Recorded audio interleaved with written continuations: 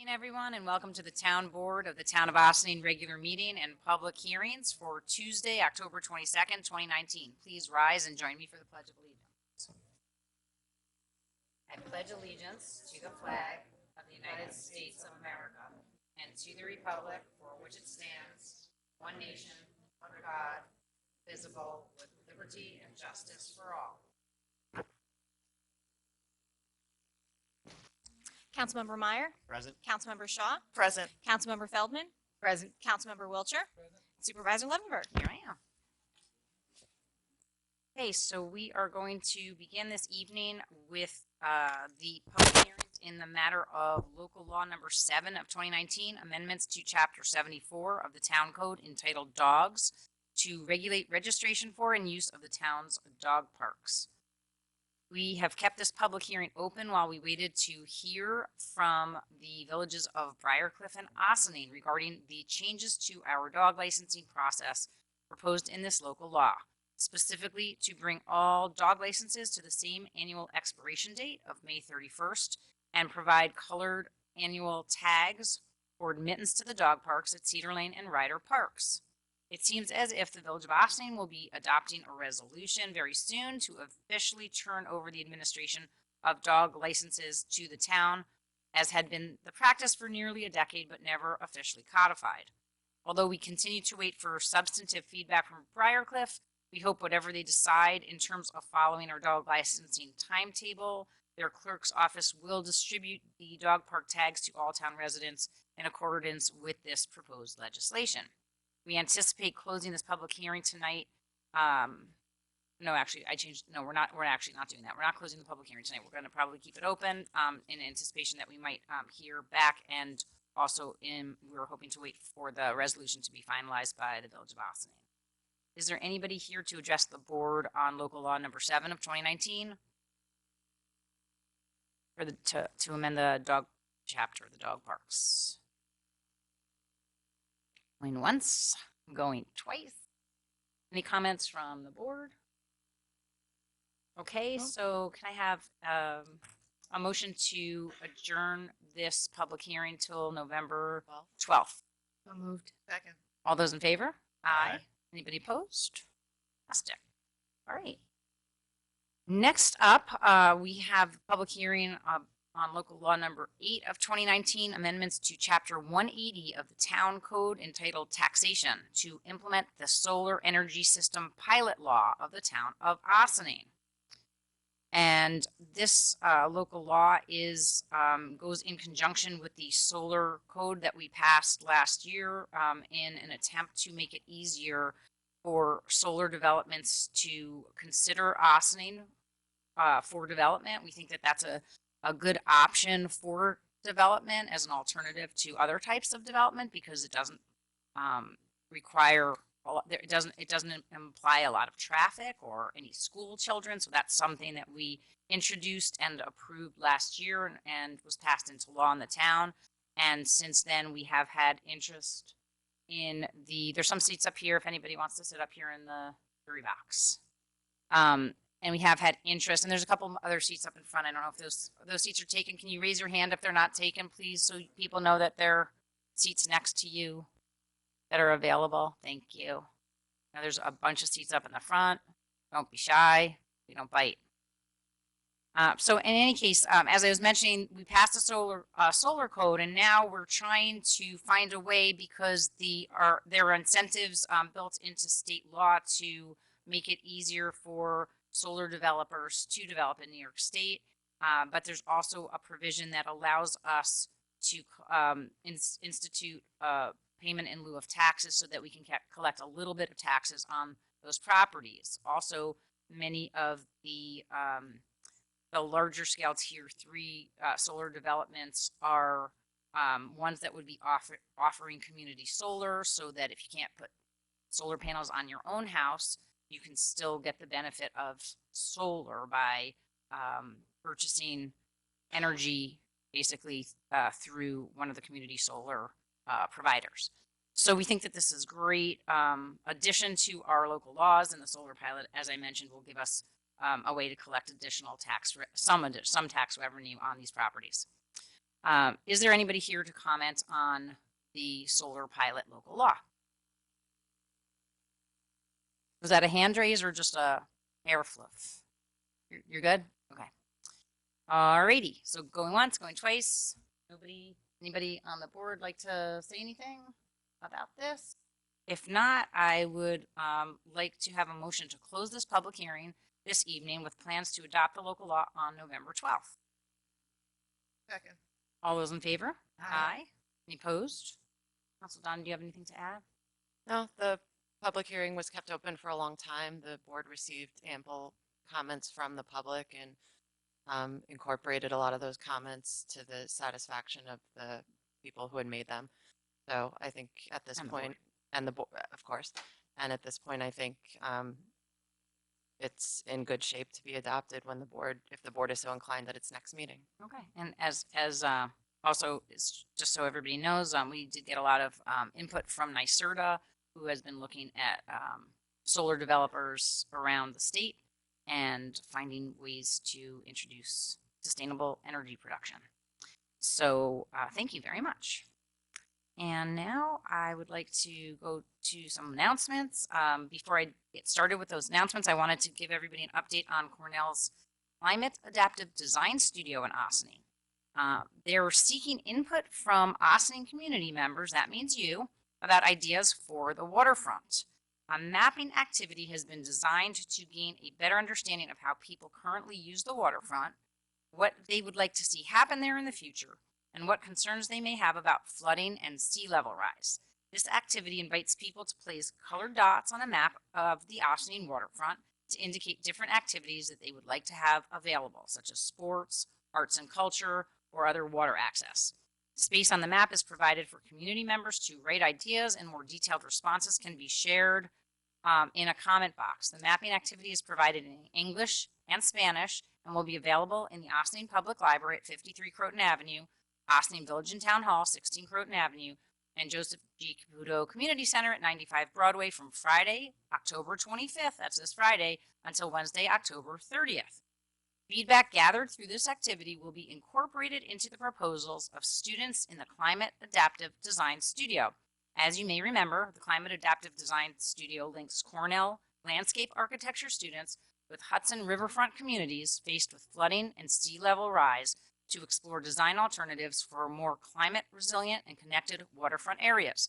This effort is made possible by a partnership between the Cornell University Department of Landscape Architecture, the New York State DEC Hudson River Estuary Program, the New York State Water Resources Institute, Engaged Cornell, and host communities in the Hudson Valley. We are so excited. Ossining was selected to participate in this innovative program this semester, and we, the town and village, are partnering on this, and we look forward to seeing their suggestions with your input. So save the date, Monday, December 16th, for when students will be presenting their designs to the public at the Ossining Public Library, and more details will come on this event. Please make sure that you make your way over to one of those 3 locations that I mentioned between Friday and Wednesday to provide your input. Thank you. The Haunting at Cedar Lane continues this week on Friday, October 25th and Saturday, October 26th with lots of Halloween fun, including the infamous haunted house and Trail of Horror, as well as field games for the whole family, which were added for this weekend. I had the opportunity to see it from the inside out last weekend. Believe me, it is phenomenal and also scary. There are tasty treats for sale, courtesy of some local vendors, Road Grub, Sloppy Joe's, Homestyle Bakery, Salsa Fresca, and Sing Sing Kill Brewery. Huge shout out to the mostly volunteer team that put on this excellent event, led by our very own Fern Quesada. It truly is the product of a lot of hard work, plus some creative and zany minds. This year, all proceeds above and beyond the costs to run the event will go to the SPCA of Westchester, so don't miss the opportunity to support a local nonprofit while enjoying a spooky October evening out with family and friends at Cedar Lane Park. This Thursday, October 24th, from 10 a.m. to 12 noon, Westchester County Legislator Catherine Borgia is hosting a senior forum at the Ossining Community Center with topics like preventing scams, Child Victims Act claims, seniors in the census, and a yoga break in the middle. So it's sure to be an informative day. New York Presbyterian Hospital is holding a health and wellness series in partnership with the Ossining Public Library this Thursday, October 24th from 1 to 2. Topic is Sitting is the New Smoking. led by Dr. Nicole Belkin, a Columbia University Medical Center orthopedic surgeon with offices located in Croton and Cortland. This is great for anyone who works here in Ossining to just stop by during their lunch hour.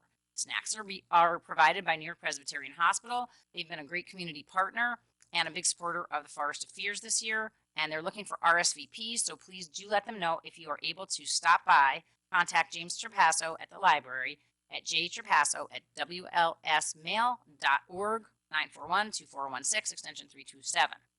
The Chamber of Commerce will be hosting a Meet the Candidates Forum on Thursday, October 24th at the library starting at 7 p.m. However, we just learned that the portion of the forum related to uncontested candidates has been canceled. This was the Chamber's decision, and they said that it had to do with the fact that there was a competing event that night, as well as they lost their moderator. The forum will focus on the race for Westchester County Legislator between incumbent Catherine Borgia and Robert Outhouse. I hope you'll attend to learn more about the important race for our representation in the Westchester County Board of Legislators. On Friday, October 25th, Good Choice Kitchens holding a local farmer spotlight dinner featuring Scott and Stormy O'Rourke of Deep Roots Farm. Seating's at 6:30 with dinner and music from 1 to 9. Stormy's been at the Ossining Farmers Market every week selling her amazing produce. Even if you can't make the dinner, I strongly encourage you to check out their organic fruits, veggies, honey, and hot sauce at the farmers market before the growing season is over. Speaking of the farmers market, the Ossining Farmers Market is hosting a family fun Halloween celebration on Saturday, October 26th from 10 to 1. Pumpkin painting and trick-or-treating with vendors come in your costumes. The Halloween fun continues with Halloween Kids and Pets Parade on Saturday at 11 a.m. starting at the Elks Lodge and ending at Microscope Music. Get your tickets now for Sparta Speaks 2019 Banjo, Fiddle, and the Hudson Highlands Concert by Tim Rowell and Ambrose Vertibello on Saturday, October 26th, with 2 shows at 3 p.m. and 7 p.m. This annual event typically sells out fast, and they are fantastic musicians. I can guarantee you that. Be sure to reserve your seats by contacting events@jugtavern.org or calling 941-1699.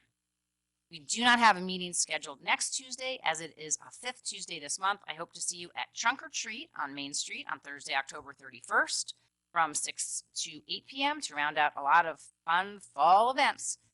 I think you heard about all of them around town these next few days. And finally, early voting starts this weekend. This year, you can cast your ballot starting this Saturday, October 26th. The early voting location for all of the town of Ossining, including the parts of the village of Briarcliff that are in Ossining, will be the Community Center at 95 Broadway. The hours for early voting are as follows.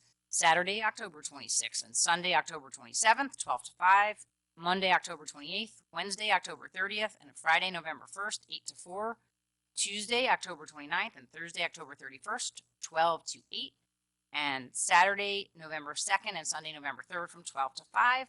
As always, on Election Day, November 5th, you can vote at your regular polling place from 6 a.m. to 9 p.m.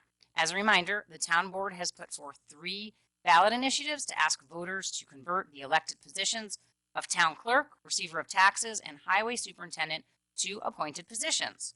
We are putting forth these local laws in an effort to save taxpayer dollars, modernize office functions, and offer more streamlined operations to our community. If you would like more information about these ballot initiatives and why the town board feels they are worthy propositions to bring to the public for a vote, please visit the Project Forward website at projectforwardtoo.com or give us a call at 762-6001. We are happy to explain these propositions in more detail to you. And with that, we go on to liaison reports, or if there are any other announcements from my colleagues. Anything? Okay, hearing none. Next up, we have departmental reports. Tonight, we have 2 departmental reports, and we're starting with our police chief, Kevin Sylvester. Come on up, Chief. Thanks for coming this evening.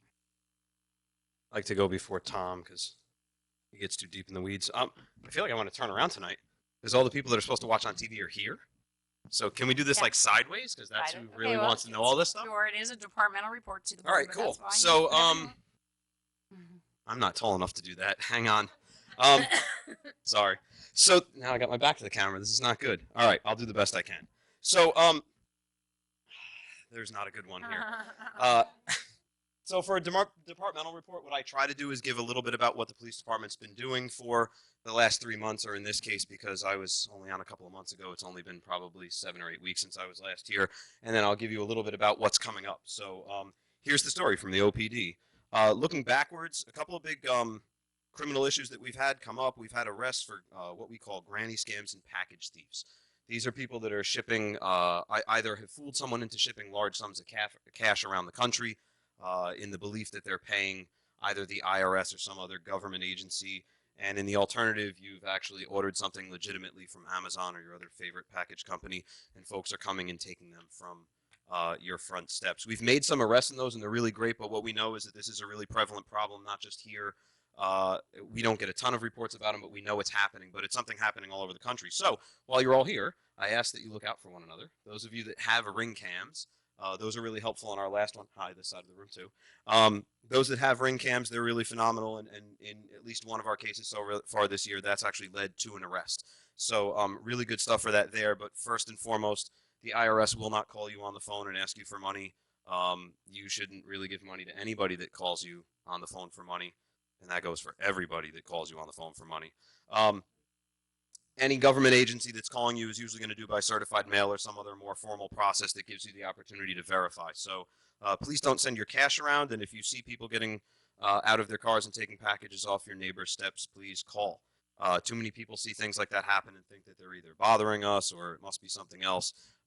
If you're suspicious of something and you're worried about it, I'd rather have us check it out than to have to take the report for the loss later. A couple of weeks back, we had our third child safety seat installation day. For those that don't know, we do free installation of child safety seats, which also includes checks on those if you already have them installed. So if you have kids or you know somebody that has kids, there's like a 70% chance statistically that those seats are installed incorrectly, which puts your kids at danger. So you can call us on any day of the year and we'll set you up with one of our installers. It's an absolutely free service, whether they're installing a new seat or just checking. If you have a neighbor that you think may be in need of a seat and doesn't have the means to get one, we have some grant money and some equipment that we can actually give out free seats to people in need. There's not a big process for proving that. If you come to us and tell us that you need a seat, we're going to believe you because we'd rather have kids safe than sitting in a dangerous seat. Congratulations to Officer Shelley Farrell, who a few weeks back was selected as the Enrique Camarena Award winner. That is a national award from the Elks Lodge for excellence in youth programs aimed at preventing drug use. She is the first woman to win that award, not only in New York State, but also at the national level. So really cool stuff for her.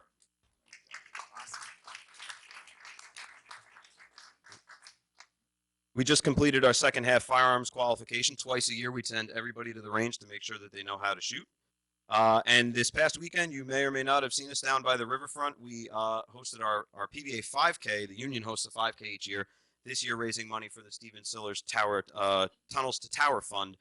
Really great. Still in a town park. We moved it down to Engle Park. It's a really great venue, and I think that's where we hope to stay. So look for more on that because I think the PBA saw a great turnout there, and they're looking to expand on that. And I think it's sort of an untapped resource for the fitness crowd there. Chief, did you win? I did not run. My family staffed the aid station, the water station this year, and we think that's going to be our new goal. All right. So I do a lot of running and took that day off. Going forward, like you heard, from 6 to 8 p.m. on Halloween, we have Trunk or Treat. We are going to close down Main Street. We are going to have all kinds of businesses and friends and neighbors that are going to set up, and we are going to give away candy. We have bounce houses. We don't have hot dogs this year, but there's lots of fun, and it's a really great party. If you're looking for a place to go with your kids on Halloween, it's a fantastic, safe place to go. It's good for kids of all ages. We love to see people there, and each year it's gotten larger and larger. For the most part, if you're wondering if it's one of those municipal events that happen, this one loads Main Street. It's actually full of people from side to side, so it's a really fantastic event.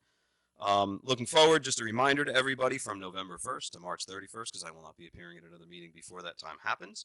There is no parking on the street on town roads. We will start ticketing beginning on November 1st. Not usually a major issue, but something to be aware of. Lastly, looking forward to 2020, a couple things we're going to be working on. In 2020, we expect Westchester County to announce the police officer's exam. That is a really, really big deal. It's only offered once every 4 years.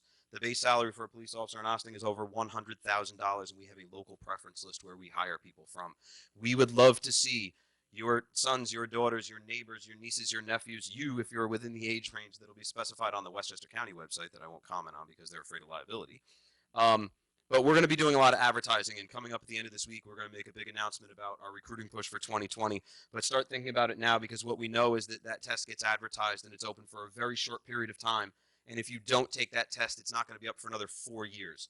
And we see a lot of people that say, I'd love to get involved in law enforcement, I don't know how. And they miss that test, and it's a lost opportunity.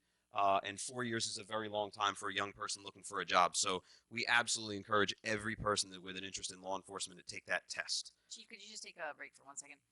For the folks in the way back, there are some seats in here. If you want to come in and sit down, it looks like there might be a few people who could enjoy a seat. And if you want to come in, and maybe if you don't need a seat as much, you would get up and give them one. Anybody wants to come in? No?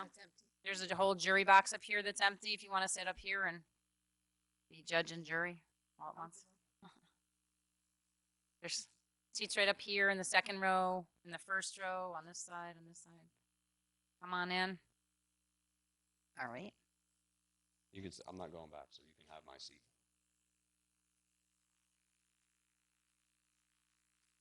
There's some seats in the back also of the room. If you're a rear sitter, there's a couple seats in the way back. If you'd like. Okay. Sorry about that, Chief. Yes. I'll tell everybody. You're on a roll. Sorry, I didn't mean to stop you on. No worries, that's all right. I'm just about done. But one of the questions somebody just asked is when that exam will be. Typically, that exam is offered in November. It was last offered in November of 2016, which is why I say that we expect it to be in November of 2020. But it's a New York State exam administered by Westchester County. So typically, that sign-up period for that exam is sometime in the spring or early summer. So we're going to be talking about it a lot as we get into that period. But the sign-up period, if I'm not mistaken, tends to only be about 6 weeks long. So in terms of your window for opportunity, 6 weeks for something that lasts for 4 years is, in my mind, a very, very short period of time, and it's something that can easily be missed. Last, we ask people to slow down. We know that everybody is frustrated with traffic around the town and village, and we ask people to slow down. We have a lot of surprises coming, some good, some bad. But in 2020, we're going to have some huge initiatives for traffic enforcement, not just aimed at enforcement, but education, with working on our roadways and some legislative stuff that we'll be working with the town and village on. So lots to come with that. But when you hear about our 2020 vision, I think there's some really exciting stuff to come with that we'll be unveiling really soon. And that is my report. Fantastic. And we don't have another plaque for you today. But I do want to let everybody know that once again, you are being recognized for your excellent departmental report. No, just joking. For your outstanding leadership and service as our police chief by the Westchester Hispanic Law Enforcement Association as their honoree this Friday night. So obviously, you just can't stop making us. Can't stop making us so proud. Thank you. Thanks so much, Chief. And next up, we have our Comptroller, Tom Warren, to give us an update. Good evening. Thank you, and good evening, Supervisor Levenberg and members of the Town Board. I want to thank you for this opportunity to present a mid-year town financial review and to discuss other fiscal matters. I'm pleased to represent the Finance Department, and I'm pleased to say that I have a very good staff who works hard. And most of all, a debt of gratitude to my deputy, Dale Ferreira, for the dedicated work that she does for both the town and for the village. And now our accountant, Liz Nakari, who's been with us for almost 2 years, has done a great job of helping us, especially the town accounting records. I want to thank Dale and Liz and the others in the finance department. There are 3 reasons why the August, September, October period is a good time to review current year town finances and to discuss the nature and timing of the major revenue categories and expenditure categories. August is when the town generally goes to the bond market to borrow monies for capital projects, and part of the process may involve needing a bond rating for Moody's Investor Service to sell the bonds. However, this year, the town issued a serial bond for less than $1 million and also a bond anticipation note, so no bond rating was necessary because the amount of the serial bond was less than $1 million, and that was strategic on our part to avoid the cost for Moody's bond rating, which the last time we had a rating that we paid for was in 2014, and it cost more than $10,000. And sometimes you need to evaluate the cost of the bond rating with whatever savings that you might receive on the interest rate. And for an amount like that, it's going to have to be a huge reduction in the interest rates, which just wouldn't happen. Another reason for reviewing town finances mid-year is that large revenues are slow to show trends, such as sales tax distribution revenues, and also the nutrition program aid is slow to materialize. On the expenditure side, budget variances, positive and negative, may start showing, such as reviewing prior winter snow removal expenses, gasoline and oil prices, and over time to date, with such variances possibly showing, the town can react and make budget changes to keep things on track. And finally, at this time of year, it's a good idea to look at revenues and expenses as the town is working on their budget for the 2020 year, to look for trends that might impact the budget for next year. And I do want to talk about, back in July, we had a report from our auditors at O'Connor Davies, who reported the excellent financial condition that the town was in as of December 31st, 2018. A very healthy fund balance coupled with very low debt outstanding. And so I'd like to follow up with a report from the New York State Fiscal Monitoring System, who recently issued their data and analysis for 2018 for all local governments. The State Controller's website posted the results from their statewide fiscal monitoring system. The system was initially established in 2013, and now they're reporting on data for 2018 to identify local governments that are experiencing fiscal strain. I'm pleased to report that for the 7th consecutive year, 2018, the town has received no designation with regards to fiscal stress. The no designation status is the best rating and is similar to receiving negative assurance that the state controller found no indication of fiscal stress upon review and analysis of the latest annual financial report update document for the 2018 fiscal year.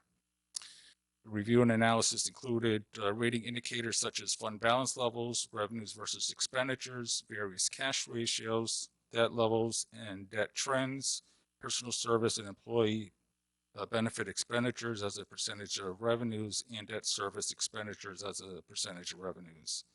The 2018 fiscal stress score was actually a rating of 0.0%, indicative of no stress, and this is also the same fiscal stress score for years 2015 through 2017 as well.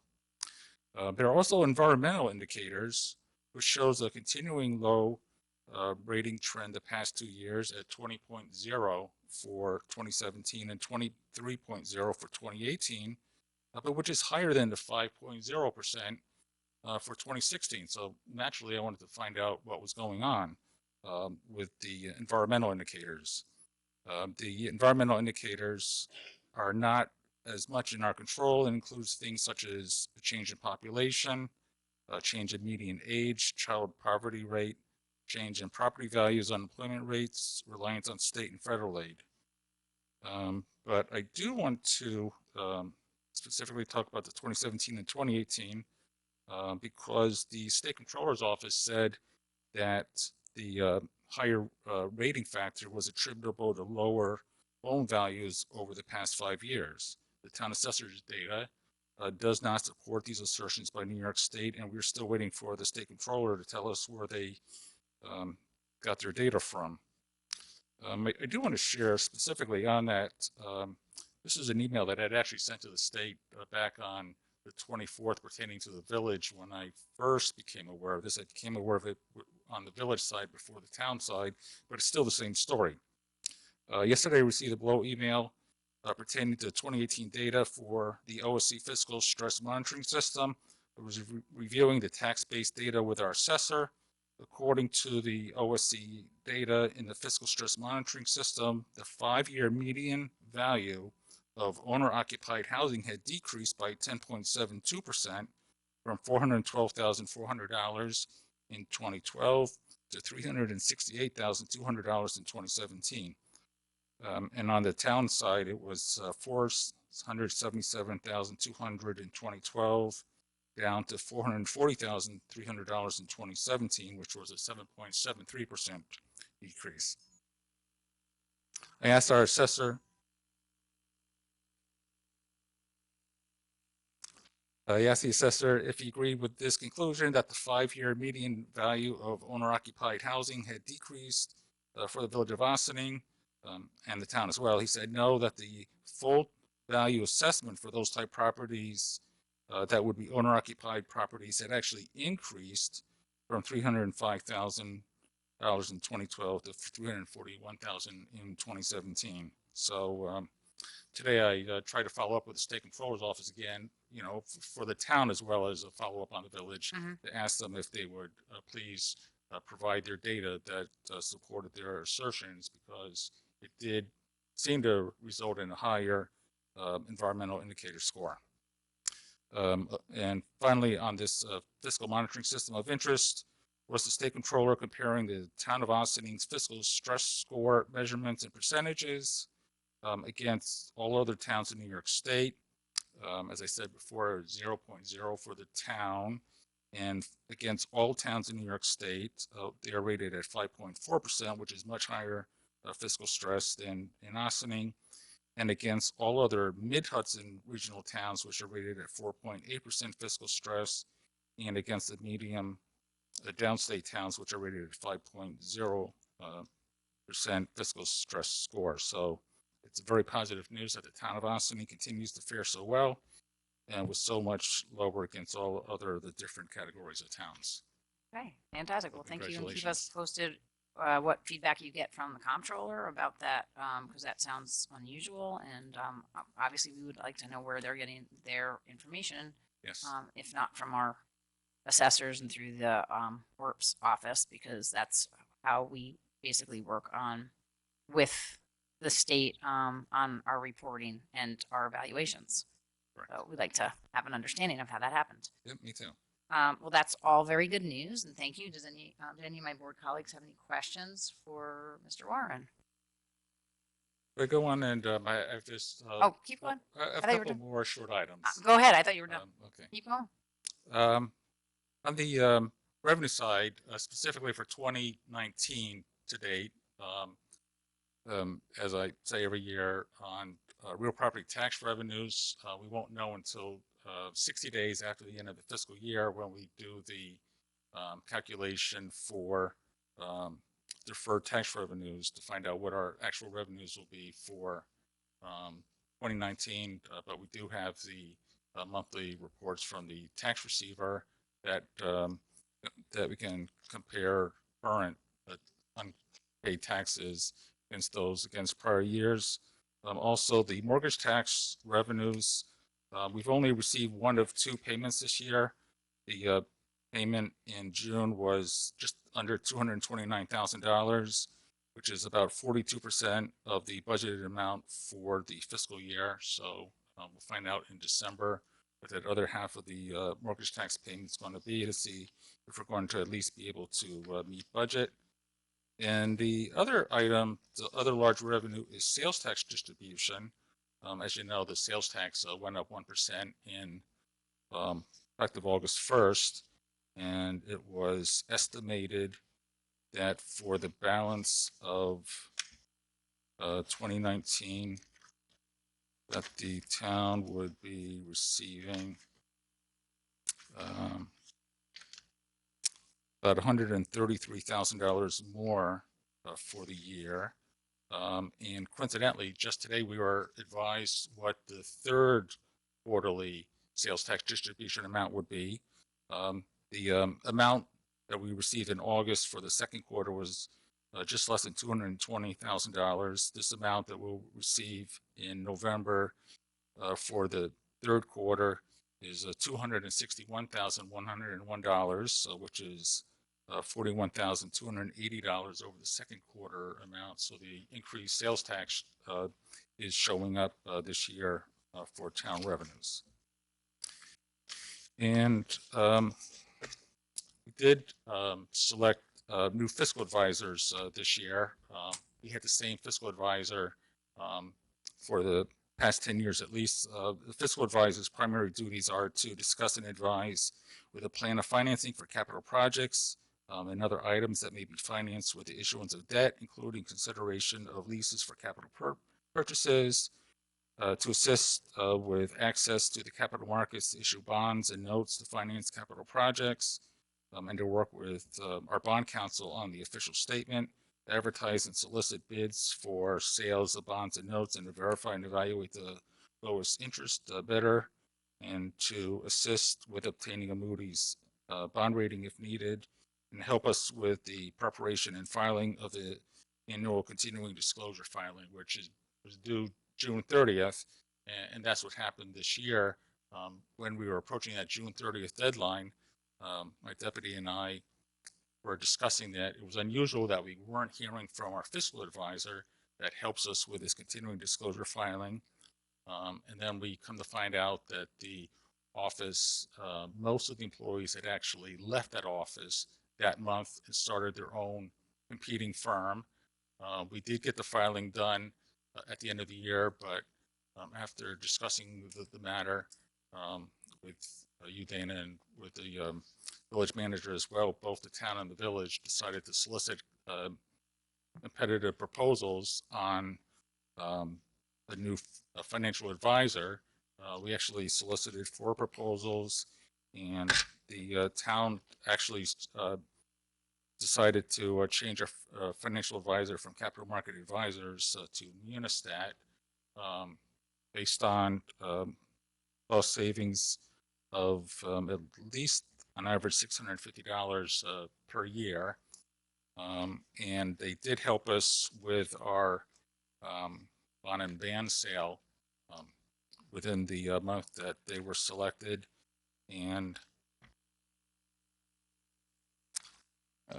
on those bond and note sales, on the serial bond, which was to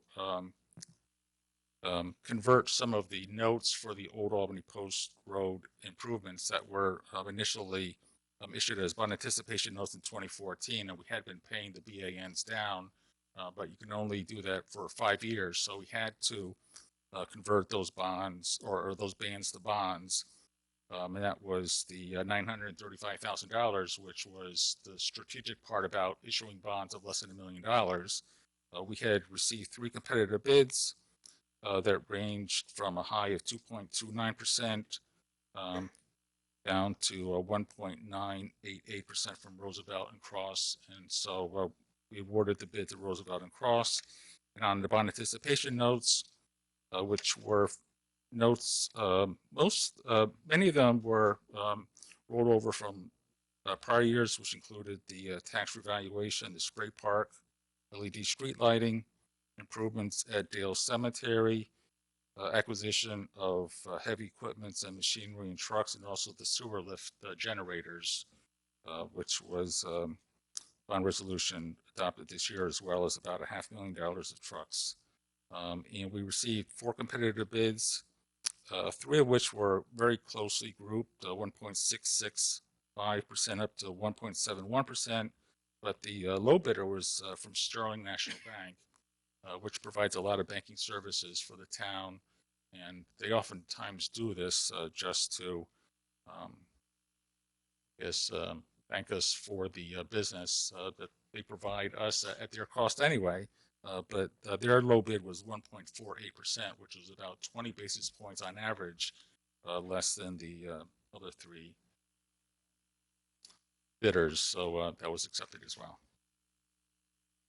That's the end of my report. We're hoping that one of these days we may actually see the FEMA money that we were expecting to get Right. to replace the, pay down some of those bonds for the work on Old Albany Post Road. Right. You know, even though we had to, convert those bans to bonds. We're still trying to, Dale is still trying to work on getting additional money from FEMA, and any additional monies received will be used to pay off those bonds. Yes, and we just actually sent yet another appeal letter just last week, I believe, to the folks at FEMA. So, and we're also hoping that our Congresswoman will help us out on that a little bit, because we haven't been getting any satisfaction from FEMA for the last few years, or many years, since this has been going on for many, many years. So thank you very much. Is there anything else? That's it. Okay. Anybody have any questions on any of these? Thanks for all the hard work that you do with Dale Ferreira and Liz Nakari, and we really appreciate all the work that goes on in the finance office day to day to keep us on track and help us make sure we make good decisions with borrowing, and that we stay in good financial shape with no fiscal stress. We all work together very hard to make sure that we make good decisions that are representative of our fiduciary responsibility to all of the people in Ossining. Thank you. So much.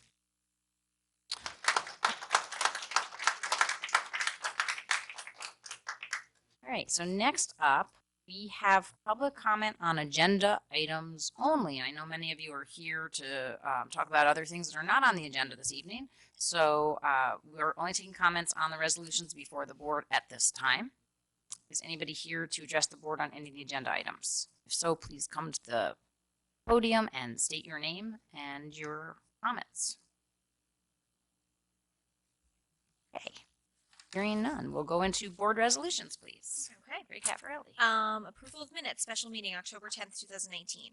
Resolved that the town board of the town of Ossining hereby approves the October 10th, 2019 minutes of the special meeting as presented. Do I have a motion? No, you weren't here? Okay. We have Councilwoman. nobody, Coun- oh, this, oh. Okay, so all those in favor? Aye. Opposed? Okay, thank you. Abstentions? Okay. Approval of voucher detail report. Resolved that the town board of the town of Ossining hereby approves the voucher detail report dated October 22nd, 2019 in the amount of $566,872.52. Do I have a motion? Second. Any discussion? Questions? All those in favor? Aye. Opposed?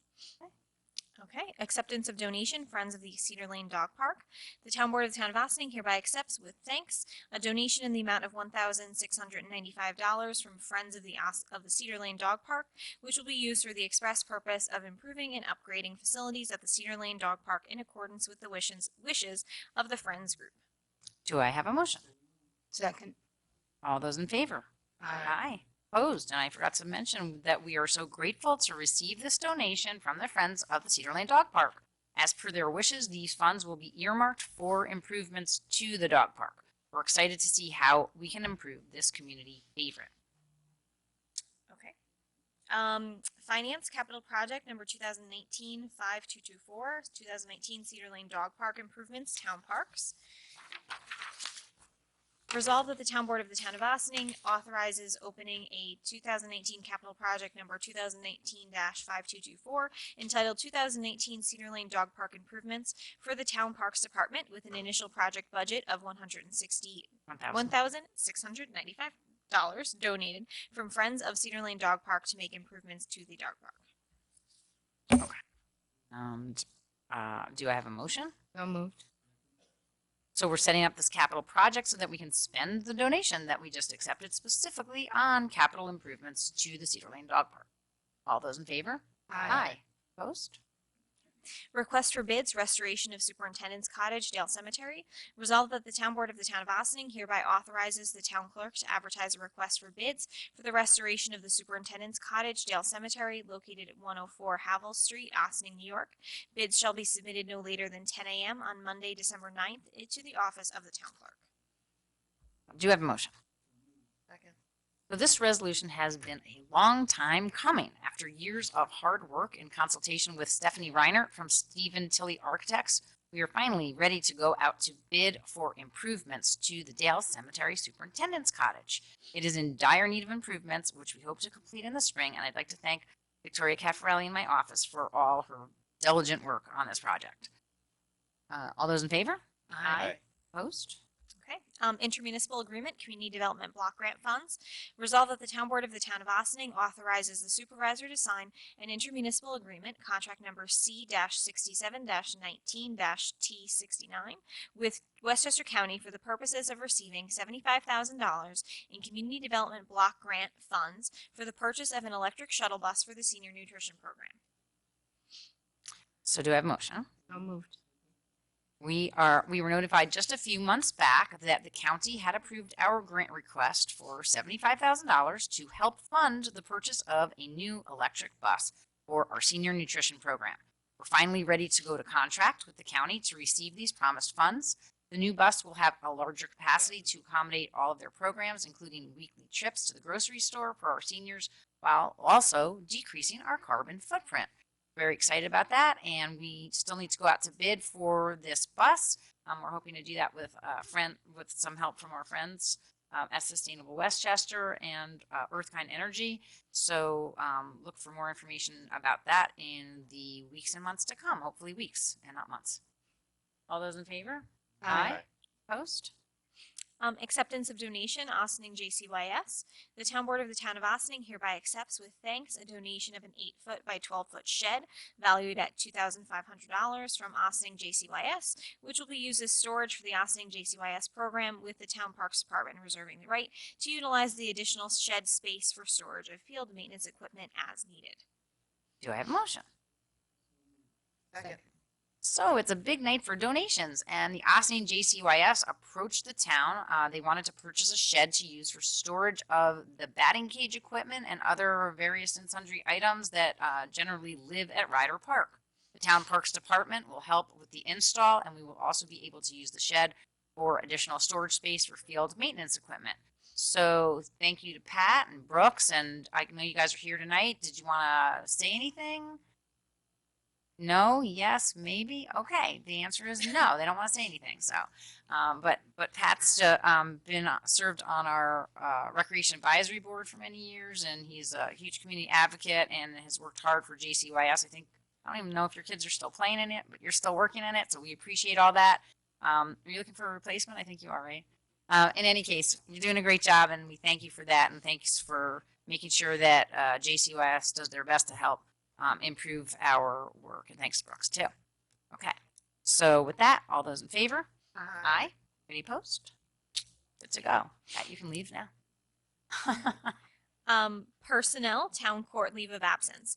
Be it so resolved that the town board hereby grants Fernanda Lilly a leave of absence without pay or benefits of any kind from October 18th, 2019 through December 13th, 2019. Do I have a motion? So moved. All those in favor? Opposed? Contract Game Truck DBA P&D Entertainment. Resolved that the town board of the town of Austining hereby authorizes the supervisor to sign an agreement with Game Truck DBA P&D Entertainment for performing as outlined in the agreement for the 2019 Forest of Fears Haunted Hayride taking place on Friday, October 18th, 2018, Friday, October 19th, 2019, Friday, October 25th, 2019, and Saturday, October 26th, 2019. Do I have a motion? Second. So this is our last contract for the Forest of Fears event. As a reminder, the town is not paying anything for the zombie laser tag to operate out of the park, but we still need an agreement with them for the insurance provisions to be enforceable. So zombie laser tag, guys, don't forget, this Friday and Saturday night. Don't miss out. All those in favor? Aye. Any opposed?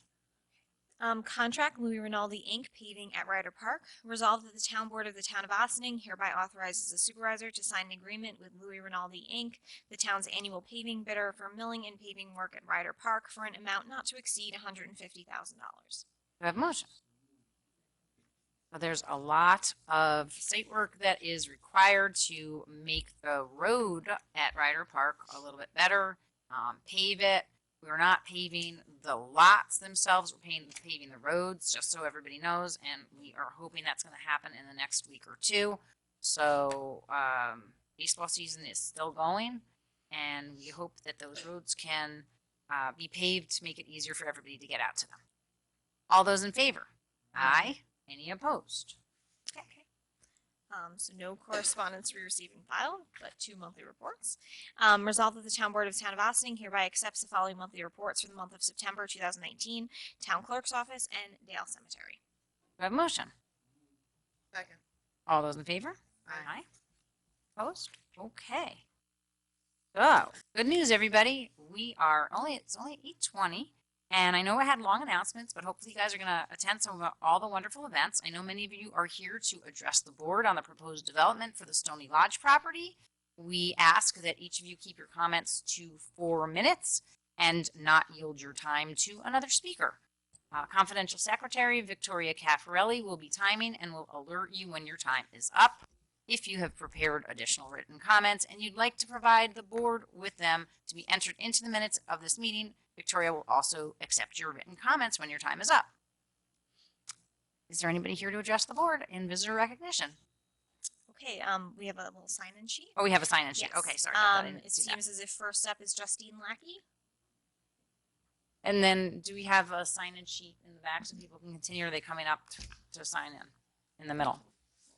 I want to put something in the back for people to, if anybody else wants to continue to sign in, or is everybody signed in who wants to speak, or are there additional people who want to speak that have not signed in? Are you wanting to speak? Is that why you're raising your hand? Okay.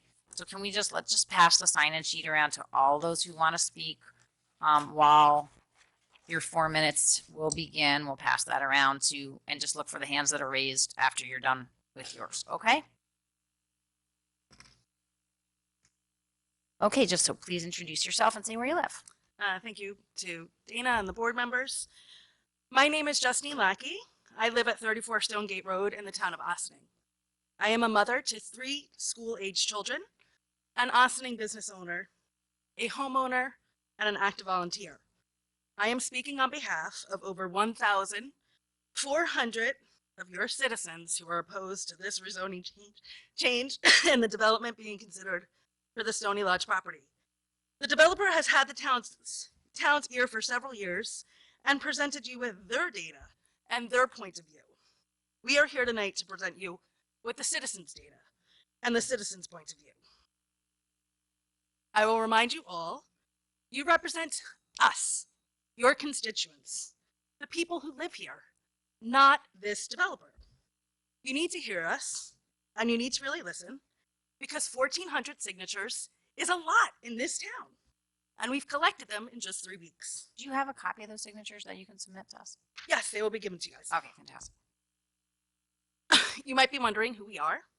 We are you. We are citizens from across this whole community, including Briarcliff, whose daily lives would be affected if this project was approved. You are going to hear facts tonight from a number of citizens about the school impact. I myself have foiled those numbers, the misrepresentation of an alternate development plan, 8 to 10 homes versus 30, a legal analysis as to why this is in fact spot zoning and illegal, a tax analysis to show you how this is a net negative development for Austining, the traffic impacts, and other concerns. Please listen, don't dismiss us, do your jobs, and govern in a way that truly represents your community and your neighbors. Lastly, I think a few people in this room would argue that Abraham Lincoln was one of the most impactful presidents the U.S. has ever seen. What people might not know is that he appointed people with opposing views to his cabinet. It is said that Lincoln did so because he didn't want to deprive our great country of their talents, and those that have opposing views sharpened his own thinking. With that in mind, I respectfully ask that the town board accept my application to either the town planning board or as a member of the comprehensive plan committee. It should be noted that I was co-chair of the Village of Austining's Downtown Redevelopment Working Committee in 2017, under the leadership of myself and my co-chair, and with the input and hard work of 18 other community members. Our work went on to win an Urban Planning Award from the Westchester Municipal Planning Federation. I think you were at that dinner, Dina. I was indeed. Further, that work was used by the Pace University Land Use Center as an example of other municipalities to follow. I have copies of my resume as well as that award copy, and I'm grateful for your consideration in advance. Thank you. Fantastic. Thank you so much.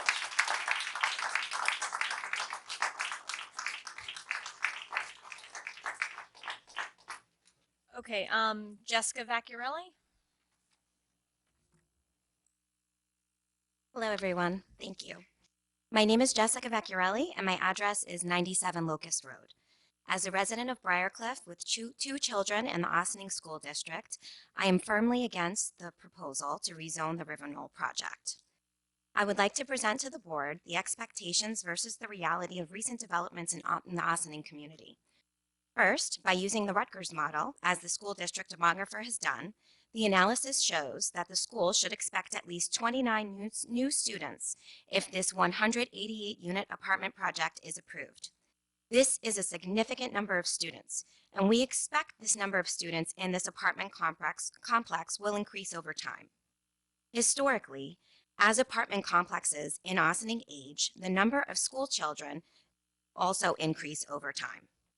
As an example, Avalon Ossining is a 168-unit apartment complex on North Highland Avenue built in 2014.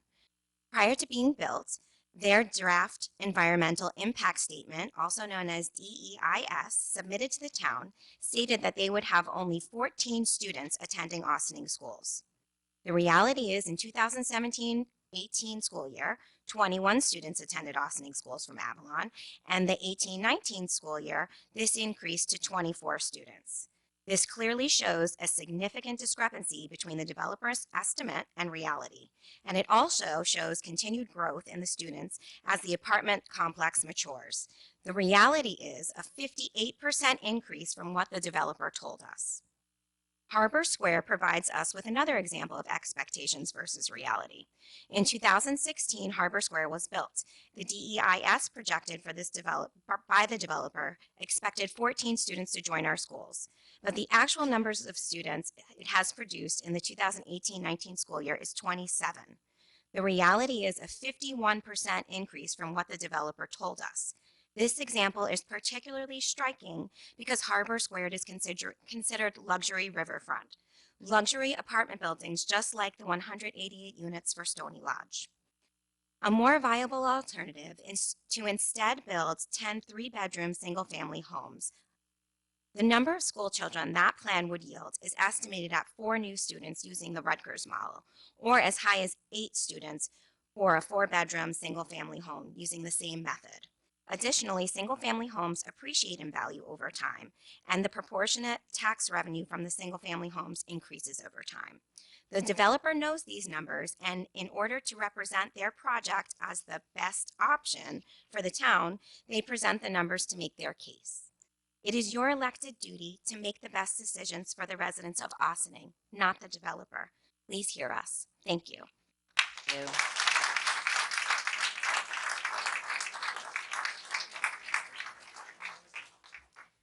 Carrie DiMichelli.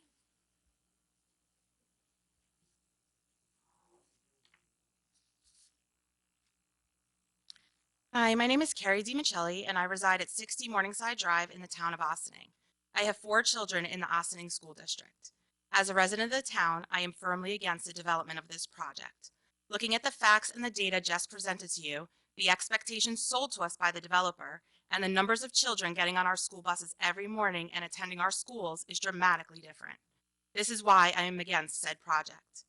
If you look at how quickly the landscape of our school district has changed over the last decade or so, it is fair to say our current graduating class has a much different experience in our schools than our youngest learners entering Park School today. My youngest daughter has just entered pre-K, and my oldest daughter has just entered OHS as a freshman. Their experiences will be vastly different. A major variable will be developments like this. When looking at the quality of life for our residents and their families, we must also discuss our already inadequate recreation facilities. The town residents currently share facilities with the village. Recreation run programs are being housed in our school buildings due to the lack of space at the rec center itself, such as our rec basketball program, which is a wonderful program, by the way. Our facilities are so lacking in space that the adult women's pickleball program is sharing the gym with open gym for high school students playing basketball. If the board is proposing significant developments in the town, I would hope to see a new recreation center as part of their planning. In fact, I think the Stony Lodge property would be an excellent choice for such a facility.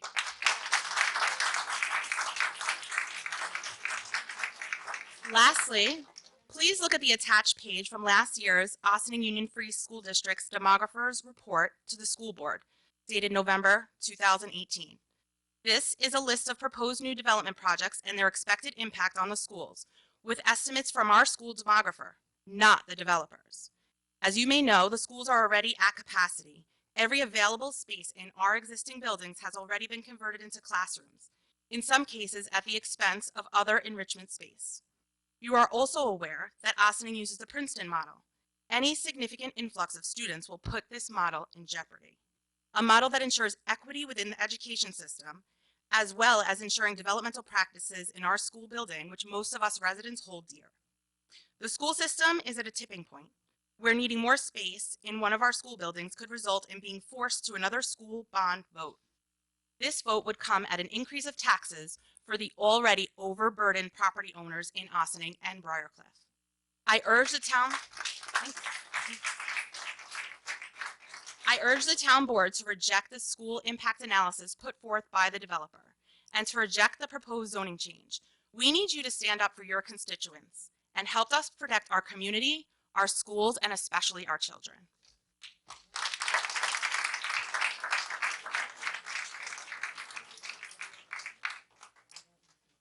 Lino Scaretta.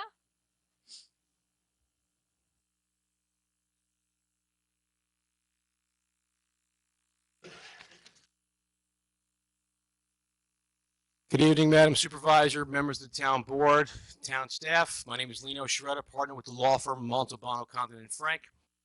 What I'm going to say this evening, I'm sure will be echoed by many of the Ossining residents here behind me.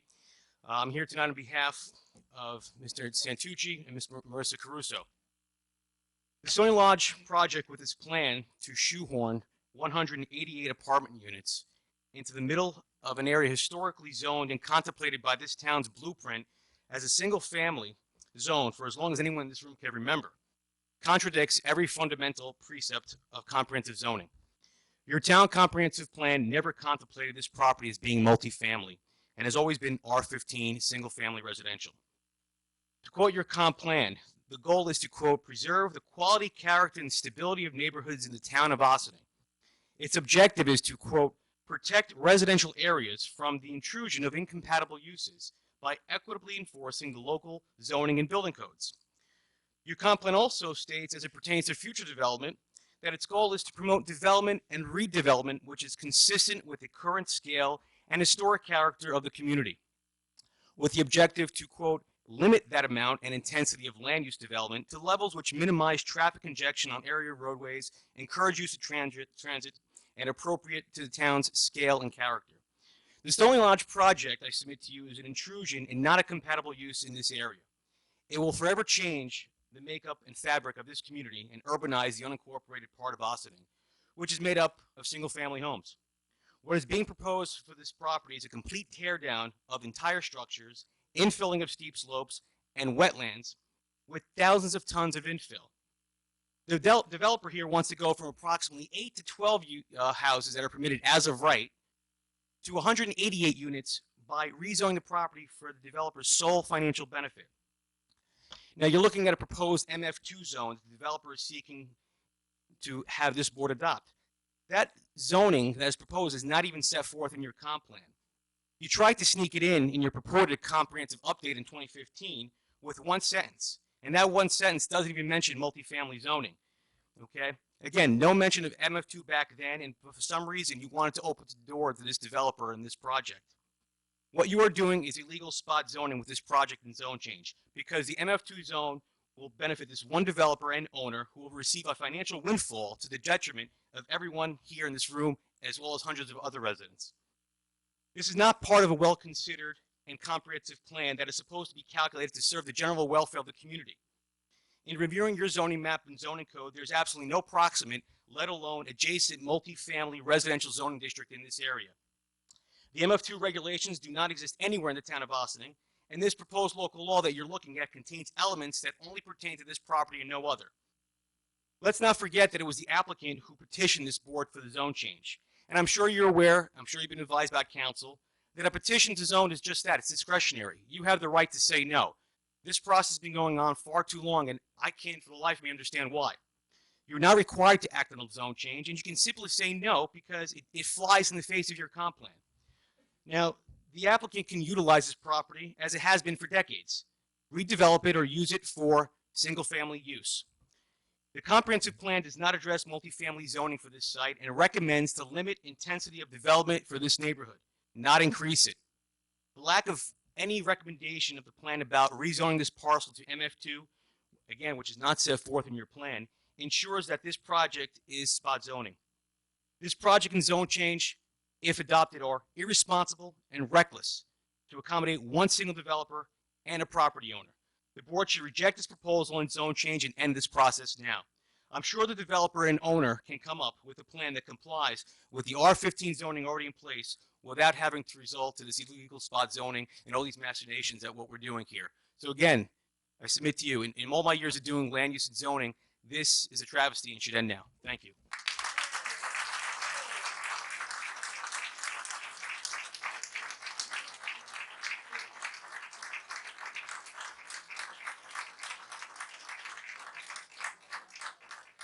Ralph Mastromonaco.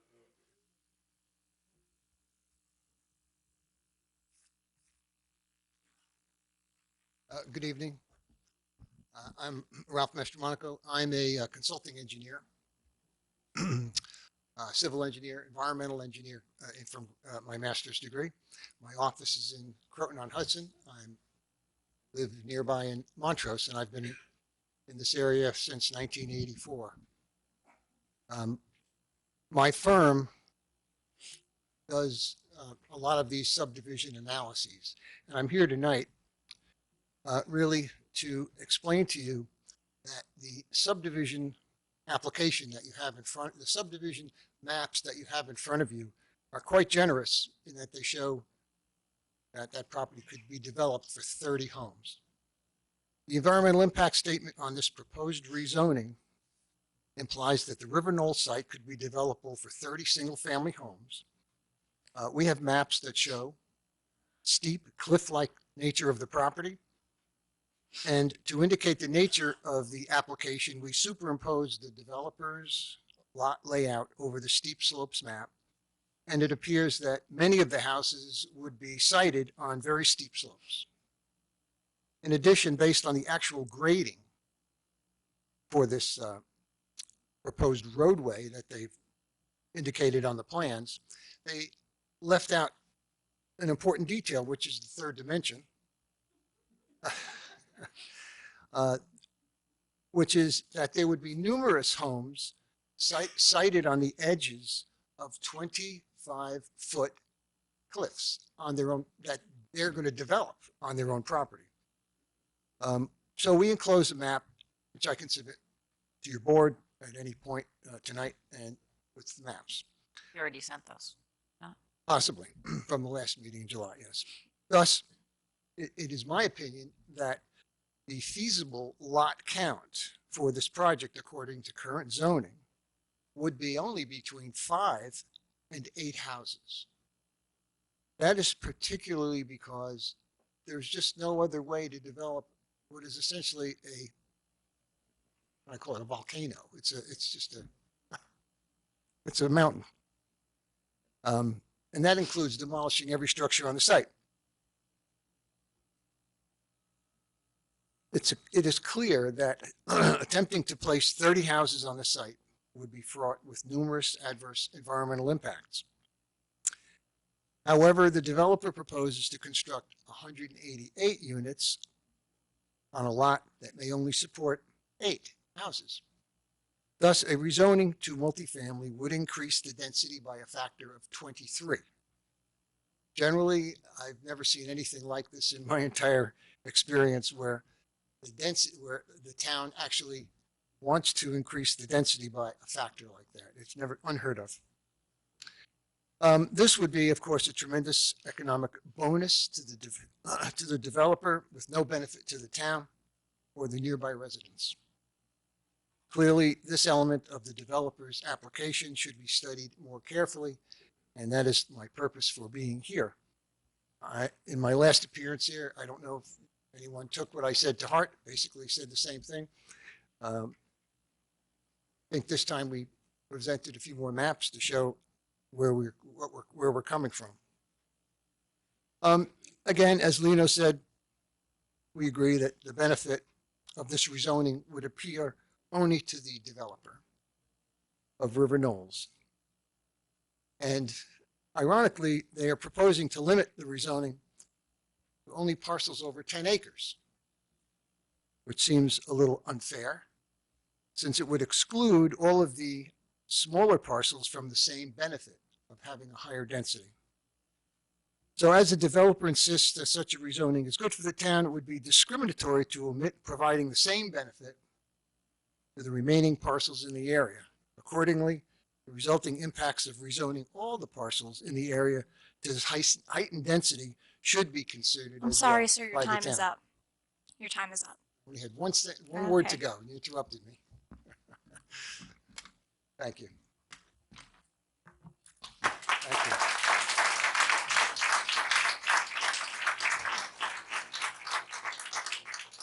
you. Aaron Spring.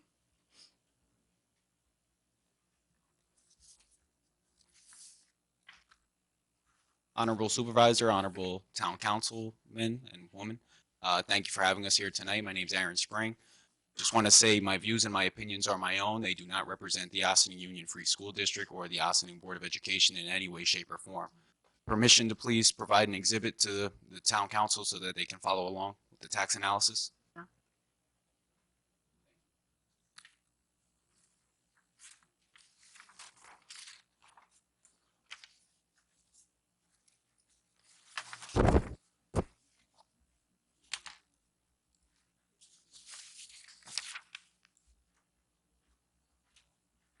So far, we've had the developer's report when it comes to the tax analysis, but in order to avoid taxation without representation, we came up with our own tax analysis.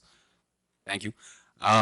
So for the proposed 188 unit apartment complex, and these numbers are straight from the tax assessor's office, Mr. Fernando Gonzalez.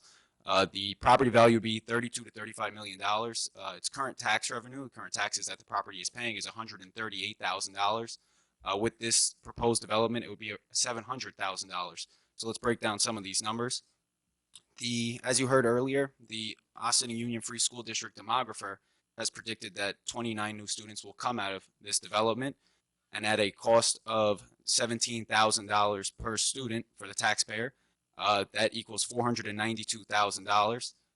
As you can see on this, 64% of the school budget comes from the taxpayer. The other 36% comes from other aid, whether it's state, federal grants. So $17,000 times 29 new students is $492,000. Let's take that $492,000 and take it away from the $700,000 in projected tax revenue. You're left with $208,000. The current tax revenue we're getting is $138,000. That gives us new revenue of $70,000 if said apartment complex is approved. Now, if we take this $70,000 and distribute it to the taxpayers, the average home in Ossining that's valued at $500,000 with current taxes of roughly $16,000 will only see a net savings of $15 on their tax bill. A $300,000 home with taxes of $10,000 would see a savings of only $9. And again, this is assuming that there's only 29 new students. At the 30th new student, that $70,000 in new revenue goes down to $43,000. At the 31st new student, that revenue goes down to $17,000. And by the 32nd new student, we have a net negative in revenue for the town. And therefore, this project does not actually increase our tax revenue or our tax base if these numbers hold true. We welcome the town to give us their analysis and their facts and their figures on this number, and not just give us what the developer has provided. And we're more than willing to work with you on this. And we want to listen and we want to work together to get this done. But most importantly, we want you guys to work with the people and not the developer, because it's not fair that we're going to have to foot the bill.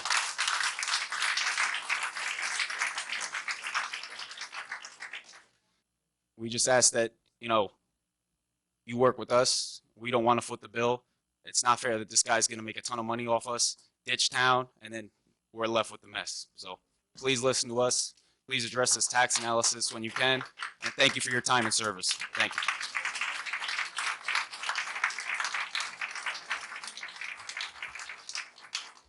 Bruce Smith.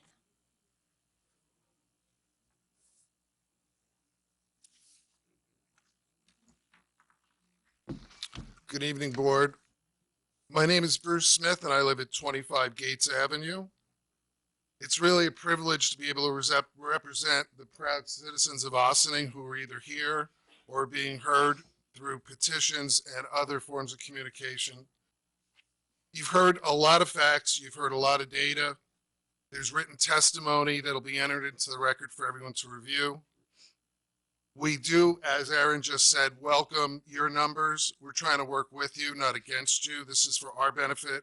This is something that you need to strongly consider, that we haven't gotten numbers that make any sense at this point. We're guessing at certain things and we're asking other people to provide us numbers. We're trying to do the best thing for everybody involved in Ossining. It's a very important time for Ossining, for our future. Not just for everybody who lives here, but also for our leadership and potential future leadership. It's really time for this board to pass on this particular proposal. You can't win every battle. And you kindly tell the developer that we are no longer considering an amendment in our zoning rules. It's not even...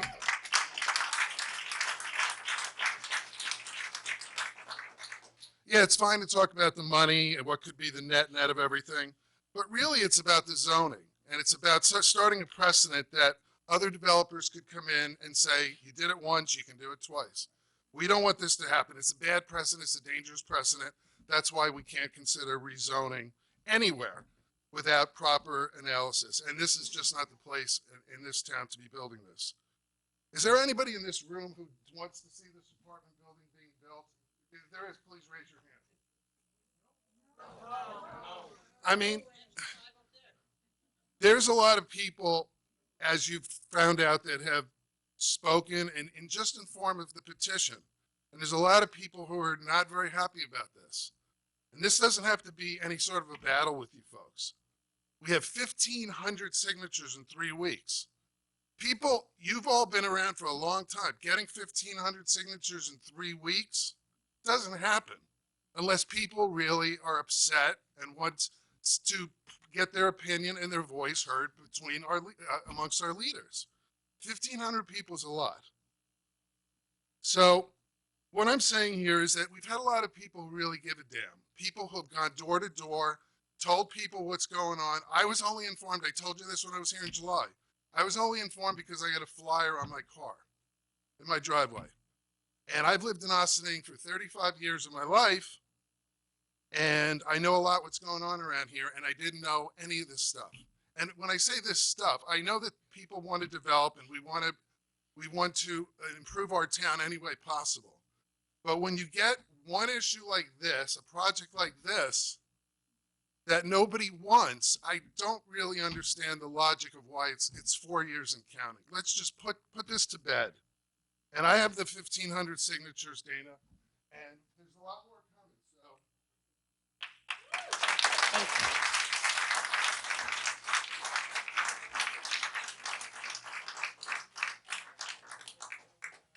Nancy Carmichael.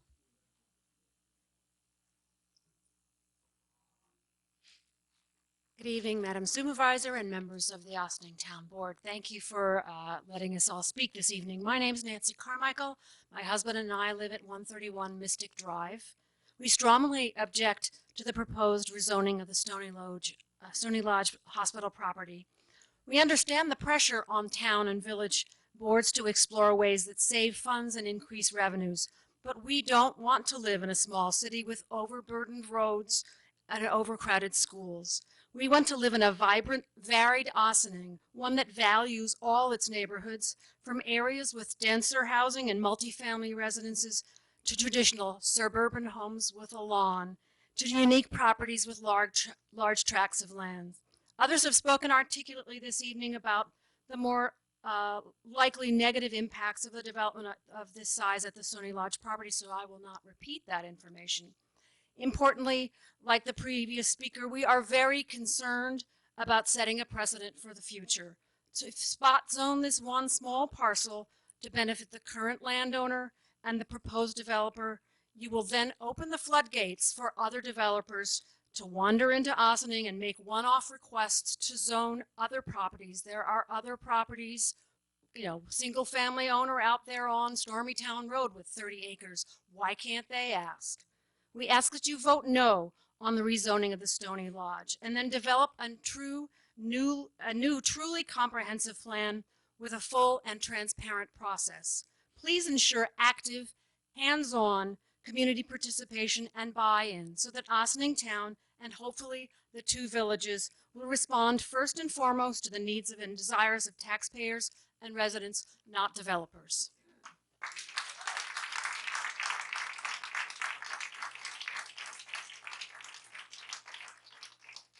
Beata Mion.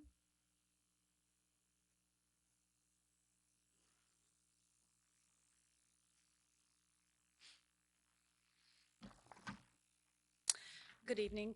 My name is Beata Mioni. I reside at 72 Narragansett Avenue, Village of Ossining. I stand before this board tonight to formally record my opposition to the proposed rezone for a multifamily development project at the former Stony Lodge site. As duly elected officials, Council Member Gregory Mayer, Council Member Jackie Sean, Town Supervisor Dana Levenberg, Council Member Northern Wiltshire, Council Member Elizabeth Feldman. You are required. It is your duty. It is your responsibility.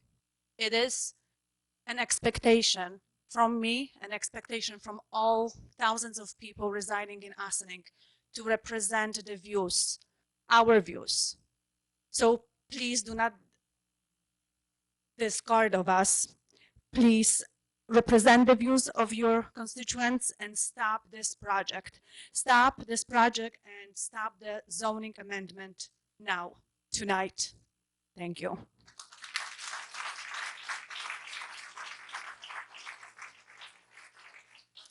I will walk my original petition signed and dated tonight now to the Supervisor Dana Levenberg. May I? So that's not part of this already, you're saying? It's separate? I see.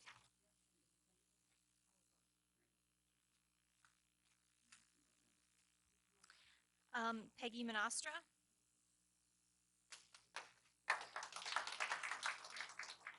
Good evening. Thank you for letting us be here tonight, and thank you for your service. I'm here tonight to add my voice and my words to the opposition to the spot zoning to allow for this development. As elected officials, I expect and I request respectfully this board to represent the views of its constituents and to stop the project and the zoning amendment now. Please hear us. The impact on quality of life is great and will potentially continue to increase and thus diminish our quality of life in Ossining in many of the ways you've already heard about that I also won't repeat. And this is a quality of life that everyone in this room is proud of. We love living here. We want to stay proud of what we have. We don't want this to impact our home values in the future because of overcrowding, roads, schools, etc. I'd like to add that this has given me an opportunity to teach my children about the concept of setting bad precedents and the negative impact of opening those doors. Please do not engage in spot zoning for the benefit of private developers, and please hear our voices. Thank you.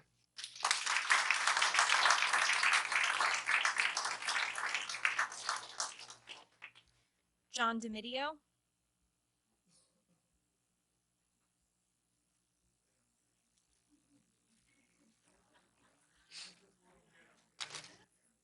Good evening. My name is John DiMidio, Jr. I live at 3 Croton Dam Road in Ossining. I've been a resident of Ossining for 73 years. And I missed 2 years and was my service time. I'm totally against this. I've lived on Croton Dam Road for 40 years. It just shouldn't happen. You know it's spot zoning. We had a dirty deal with the lawyer, the other lawyer before you, that left here and went to work for the developer.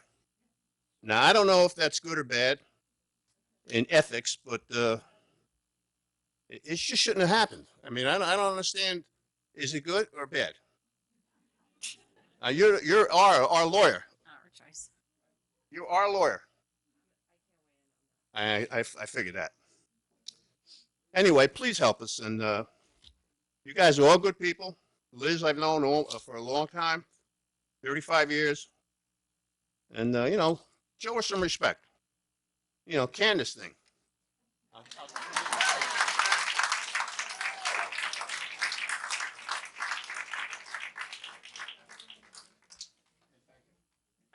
Thank you. Henry Grossman.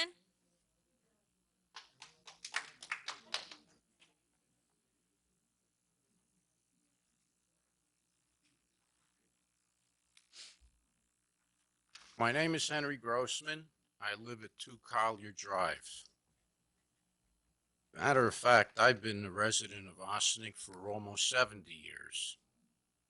I think John Doe beat And you. about 2.5 years of that, I was in service.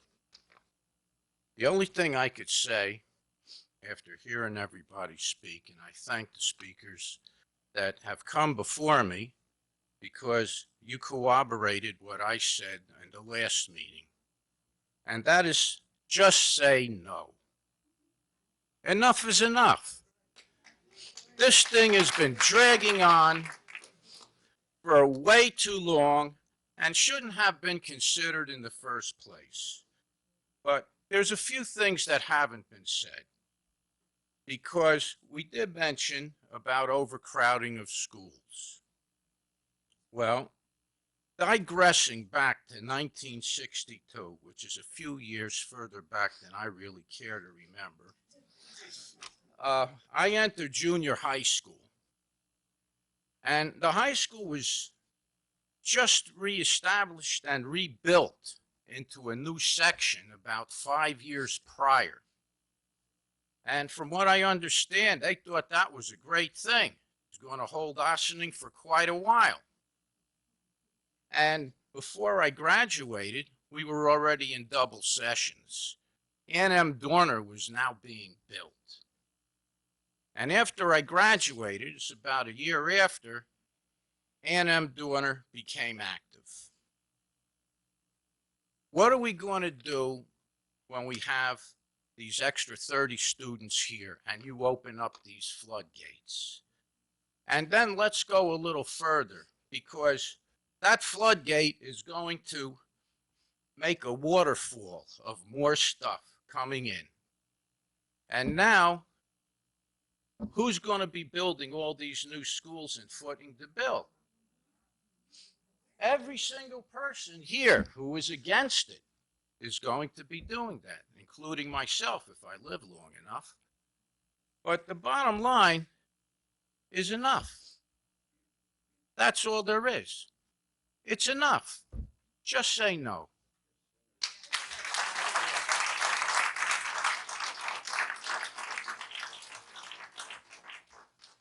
Laura Gwynn.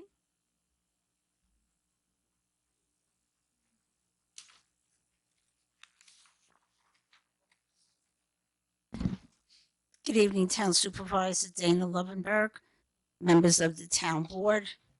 My name is Laura Gwynn. I reside at 4 Cherry Hill Circle in Ossining, which is across the street from the proposed site. I stand before this board this evening to formally record my opposition to the proposed rezone for a multifamily development project at the former Stony Lodge site. As duly elected officials, I expect this board to represent the views of the constituents and stop this project and zoning amended now.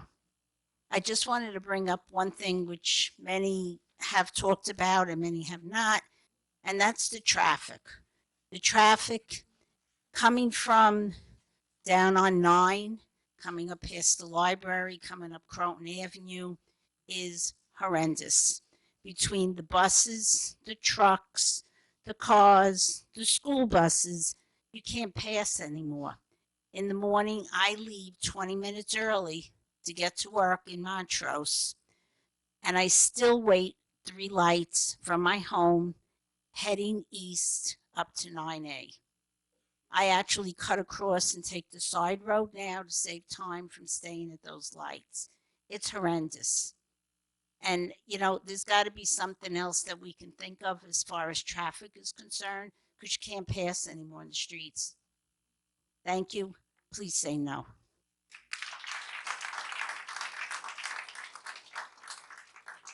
Marilyn Owens.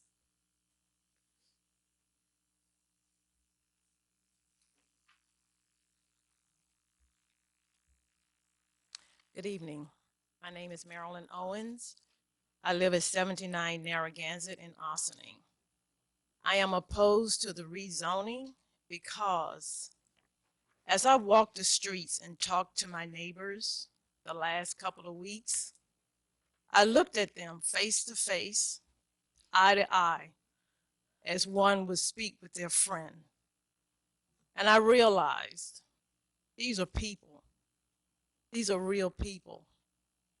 These are people. It's not about brick and mortar. These are people with homes. These are human beings. They have lived and they have worked and they work hard. They pay their taxes. They maintain their properties. And they talked to me. They wanted to sit and talk, but I had to be on my way to talk to other people. And what I realized is that these are people. This is a community. And this is the same community that you asked to support you, which is why you're sitting there now. And now this community is asking you to support them.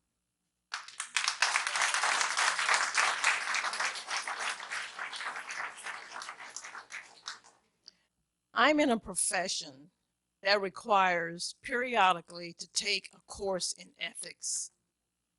I also work for a corporation, an international corporation, that requires every employee every year to read the Business Code of Ethics, to acknowledge it and to sign it, that they will conduct their business with the utmost integrity, honesty, and not do anything of an illegal nature in dealing with customers and dealing with suppliers. And it also extends to their personal lives, that they will conduct themselves with the utmost integrity. And that's done every year. What I realize is that both of those ethics requirements is about avoiding illegal and inappropriate acts. It's about dealing honestly with everyone. It's about morality. It's about integrity that is so needed today in our government, including at every level, including the local level.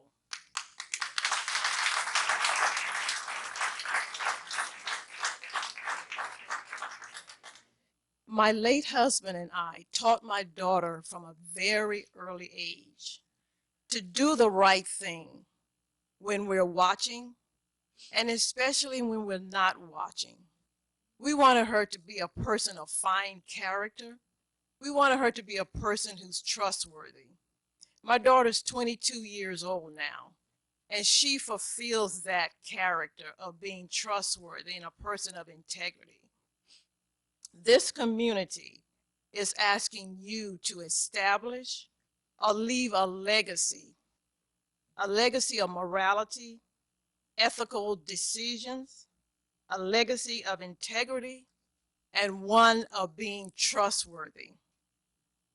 This community is asking you to do the right thing while we're watching and while we're not watching. This is a defining moment for you. You can never go wrong by doing the right thing.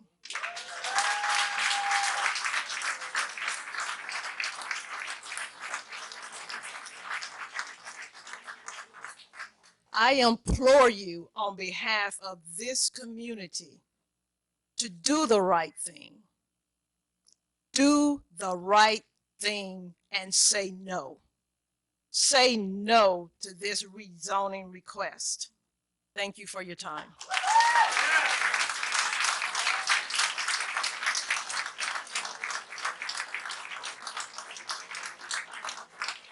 Abigail Wallace. Say it again. Abigail Wallace.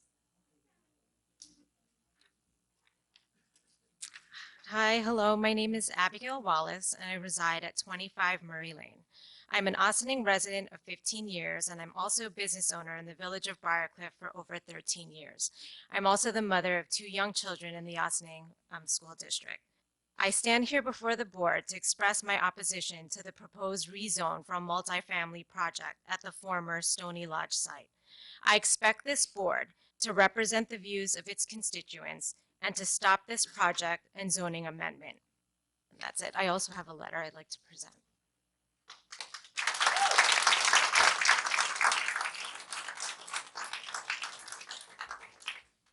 Roger Bhattacharya.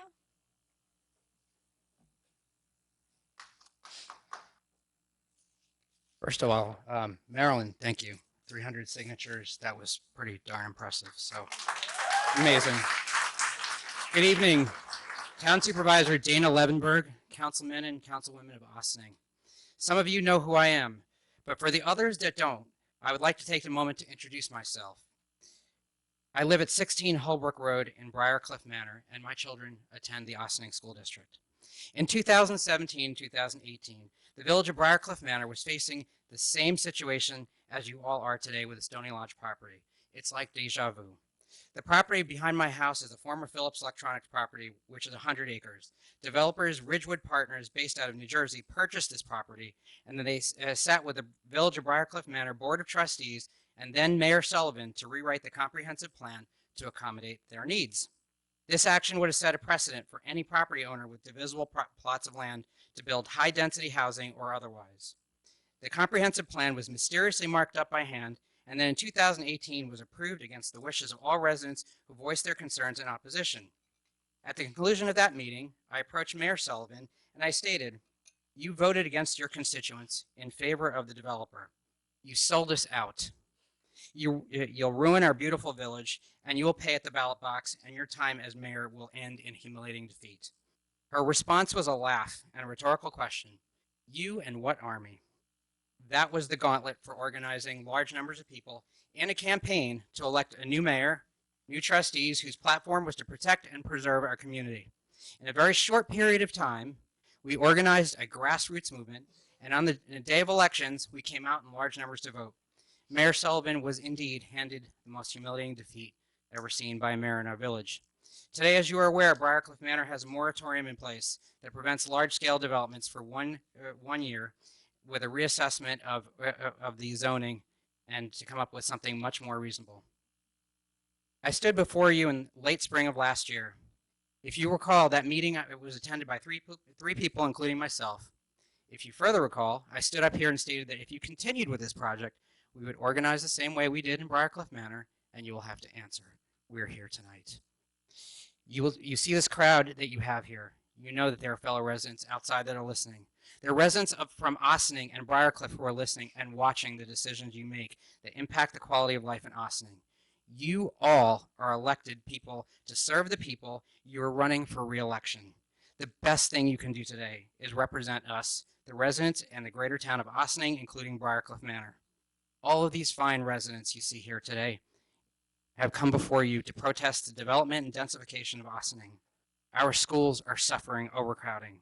Our taxes are through the roof. Our roadways are overburdened and become dangerous to everyday pedestrians and civilians. The character of our community is a serene suburban setting. We live this far from the city because we love the beauty of the town and its green surroundings. It's why we live here. It's what makes this town so great and makes it so beautiful to live in. The topic of rezoning Stony Lodge is a major issue for your constituents, as evidenced by over 1,500 signatures, which is sitting before you. All 1,500 voters and counting want to know how you stand on this topic. If this vote was before you tomorrow, how would you vote? Yes or no answers only. So I ask Dana Levenberg, who's running for town supervisor for re-election, yes or no, what is your position? The process. What is your position? The process isn't over yet. So, I mean, I will ask, I will move on to the next person because you've given your answer already. No, I haven't given my answer. You deferred your answer. Liz Feldman running for board as re-election, yes or no, what is your position? Excuse me. Audrey, can you repeat the question? Sorry. What is your position for spot zoning and redevelopment? Okay, the current proposed, I don't have a zoning proposed. Excuse me? Excuse me. No. I just want to ask you What? second. I want to make a statement, which is that I am asking council because we have a fiduciary responsibility to all of you. And part of the process, this process involves more than just the people. It involves somebody on another side. And we also, excuse me, could you please let me finish? Could you please let me finish? We've listened very respectfully to you for almost, could I please? The entire town is Excuse watching me? you. I understand the entire town. You are running for re-election. Okay. Do you want me to speak or do you want to continue to speak? I asked you a yes or no question. I know. And I'm going to give you an answer not the way you've asked it. So I'm going to speak and I will give you an answer. But I wanted to consult counsel because as many of you know, and if you don't, and is your lawyer still here? And by the way, I'm just out of curiosity, who is the lawyer a volunteer? I'm just curious. Doesn't matter. Okay. It's none of my business. Okay. I would. As many of you know, we have a fiduciary responsibility, and if we are going to be sued, you are going to be sued also. So that's part of a very. Excuse me. That's not my fault. So my fellow residents. So I defer to counsel Please let her to give us legal counsel. That's why we have our counsel here, so we can have legal counsel about if we can answer that question right now or not. And I defer to legal counsel before any of our town board answers that question. A lot of information was presented tonight that the board and the planning board, this matter is still also before the planning board, and they're doing the State Environmental Quality Review Act. It has been before the planning board for several years, and that information is going to have to be incorporated into whatever the response is. So the board has heard a lot of new information. There's been other information that's been presented to make them make a decision right this second. I don't think is productive. So here's let's close this out, okay? Because hang on. No, because I am happy to answer the question which was proposed right now. I'm happy to answer that question right now. But I just want to make sure before I answer that, that's why I'm asking you if I could give an answer or not, basically. I don't know how you can make an informed decision having received all this information and having to digest it all. Okay, but I'm gonna just say that I want to thank everybody very much for all the information presented tonight, and I hear you. I think you have done a phenomenal job doing a lot of homework, and you have absolutely persuaded me. So my inclination as of right now would be to vote no, but again, there is a process in place to the zoning. There is a process in place, and I just want to clarify that I've heard you. Please let I her understand speak. your arguments. I again, I know I've spoken on a number of occasions and, you know, I've been accused of being a shill for the developer. And I really resent that because I personally came into this process, and I know a number of us did on this board, without a whole heck of a lot of zoning and planning experience. And when we came in, that was after that change to the 2015, and that was made in 2015. We didn't make that change, that one sentence change to the comp plan. Nevertheless, there was a proposal that was before the prior town board, and we, as seemed reasonable, because it was what seemed like an interesting proposal for a large tract of land in the town and partially in the village, I will also say, that we would defer that decision to the planning board. They are the lead agency on this. This hasn't come back to the town board yet. Yes, it would require a zoning change. Yes, we could have just said no, but just saying no without a lot of information to me seemed irresponsible. I know maybe if you've lived there for 70 years or however many years you think it is responsible, to me that wasn't responsible. And when a developer comes back and says that they're going to make a lot of fixes to infrastructure, they're going to leave 75% of the property in a conservation easement, they're not going to impact the view sheds in any major way, and they're going to add an awful lot to our tax base to offset what would be otherwise not necessarily, and as you heard from the engineer, it's not real easy to build on that property. So clearly anybody who's looking to develop the property would hopefully cluster any kind of building up on the top of the property. That's, you know, currently considered good land use where you're fixing storm drains and improving infrastructure. And we had actually heard along the way over these years that some of the neighbors were happy and supportive of this development. Now, yes, over the years. No, actually, there really were. We did hear that people were happy. Now, they have maybe as you've embarked on this campaign to, you know, work on convincing your neighbors why it isn't good, they've changed their minds. But some people who've had drainage problems over the years look to this as a potential to solve some of their drainage problems, to solve some of the traffic problems. We looked for ways, if we could build a sidewalk. That was something we met with the neighbors to see if they'd like to build a sidewalk for additional community improvements. I don't know about you folks, but when we look around and we look at how things get done in other communities, a lot of things do get done by the developers. You get more, hopefully more than your pound of flesh from developers.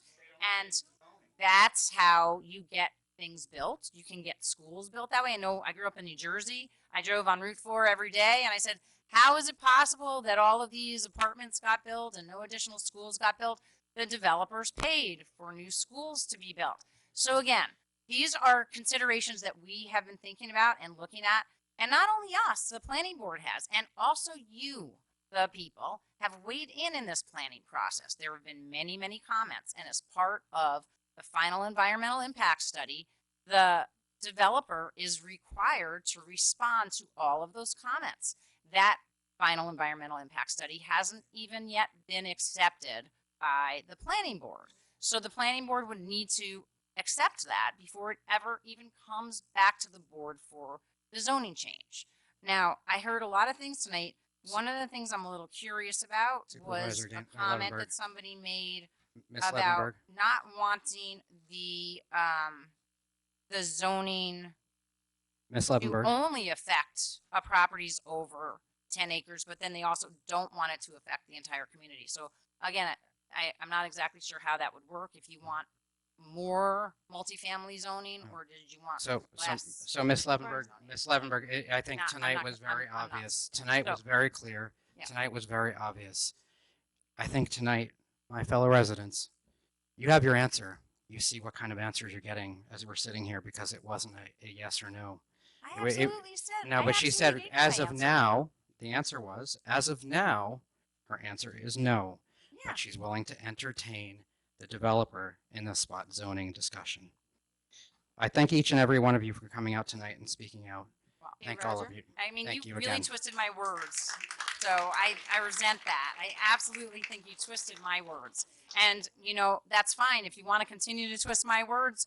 But what I said is that I heard you, I'm listening to you, and you absolutely made an impact. And I want to know if the rest of the board also wants to make any comments. Yeah, Roger, I didn't get a chance to answer your question.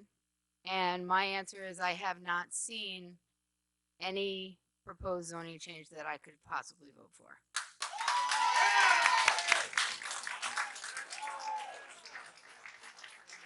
I was just With reminded, one- Council Not that Member they're not Greg coming Meyer, you were asked, you're also up for re-election as well.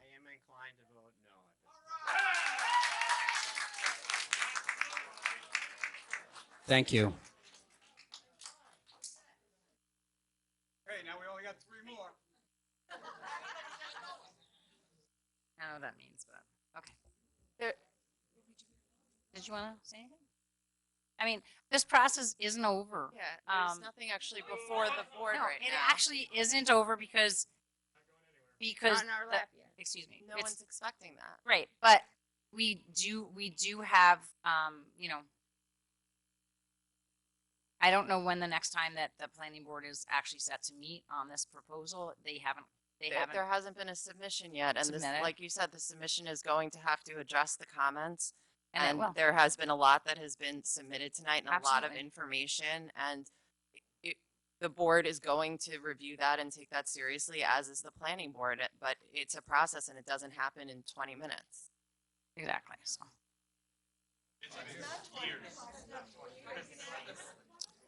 So, okay, so anyway, as you continue to talk, I'll just say that, yes, it has been 5 years, Ms. Caruso. But again, part of that 5 years is and I hope that I gave you an explanation as to why we thoughtfully went through this process. If you reached your conclusion without looking for information or facts, I say, okay, great. So then, you know, that should be, I guess, the new wave that we go in. But I appreciate all of the information that you've all brought to us, and obviously your passions and emotions, which are very important. We absolutely care about the character of this community. I believe every one of us on this town board thinks greatly about that every single day, and we come here every week to meet with to meet with the town, to talk with everybody, and whether you come here or not, or you watch us on TV, you know that we work hard for you. And this is one issue that you don't agree on, but there are a whole lot of issues that I'm hoping that you do agree with us on. And we do look under every stone to find ways to make a better Ossining every single day. So we're planning to continue to do that. And again, I resent the fact that I've been accused of trying to undermine the comprehensive plan process or try to do anything behind closed doors. The comprehensive plan process had nothing to do with River Knoll. We want you to be as involved as you possibly can, because we appreciate our engaged public, and we appreciate that you're going to continue to come out and not just disappear when this project comes or goes or whatever happens with it in the near future, or for changes.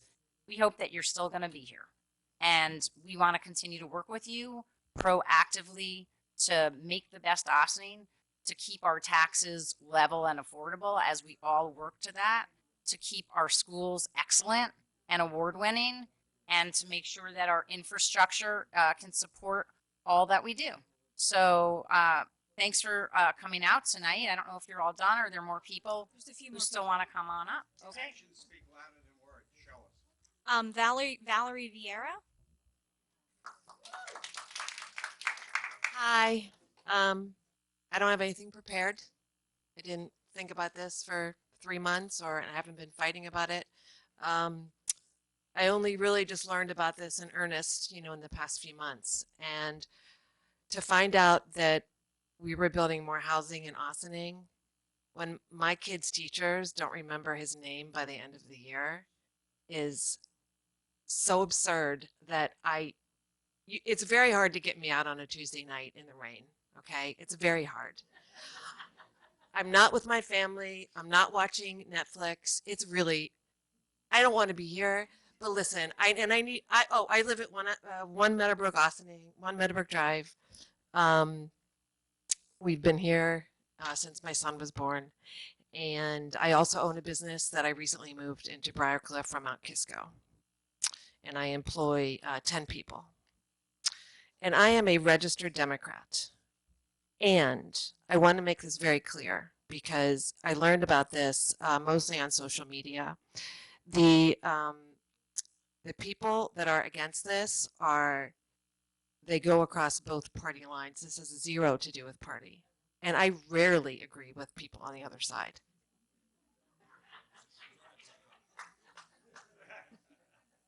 And you should too. But this is about my child. And I will throw myself in front of a bus for my child.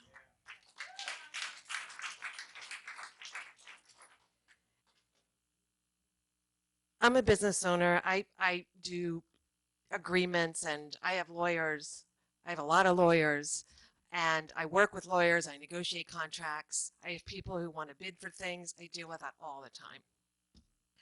And I wouldn't want to be you to have to sit down or make a phone call to this person, these people, this lawyer, whether it's the developer, a person, human, I don't know, a group.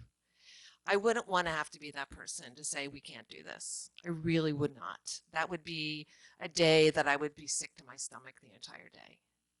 But I wouldn't want to be the person that didn't make that call either. So I offer you my support on having to, swim through those kind of waters, but it's not okay. We don't want this. We can't fit one more person in these schools. My son, do you know that in the middle school that after lunch every day, the nurse's office is packed? Do you know why? Because people get trampled coming in from recess. There's a line in the nurse's office, and the joke in middle school is it's the recess trample because everyone's trying to get in and not be late. So they're getting hurt. My son twice went to the nurse's office because he got trampled coming in from recess. So it may not seem like a big deal for 28 more kids, but when you're the freaking mother whose son's getting called because the kids can't fit in the door, yes, you will come out on a Tuesday night and you will get very, very upset. And I have to tell you, hearing that our lawyer went and worked for these people, come on. I worked in a law firm for 12 years. And Not our current lawyer. Our old lawyer who knows our weak spots, who knows us intimately. We don't pick their lawyer. I get They that. do. Then don't do business. Say, you know what? I'm not comfortable. I'm not comfortable. You know what? I got to keep a separation here because they know our weak spots. I mean, your lawyer knows everything about you. And to make a deal where they're on the other side, I mean, they don't do that in law firms. They have Chinese walls. So there's so many things wrong with this. And again, I'm really sorry that you're put in a position that you have to go back after 4 years of their expectations. But at the end of the day, we're the humans involved in this. And I'm one person who was willing to come out. I'm like a cockroach. There's 100 more of us outside there.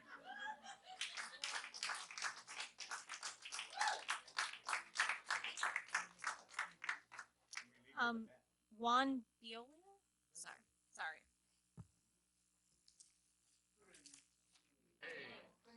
I was here like a year ago or something. I'm a math teacher at the high school. I'm a Navy veteran. I have a pre-K daughter in our school district.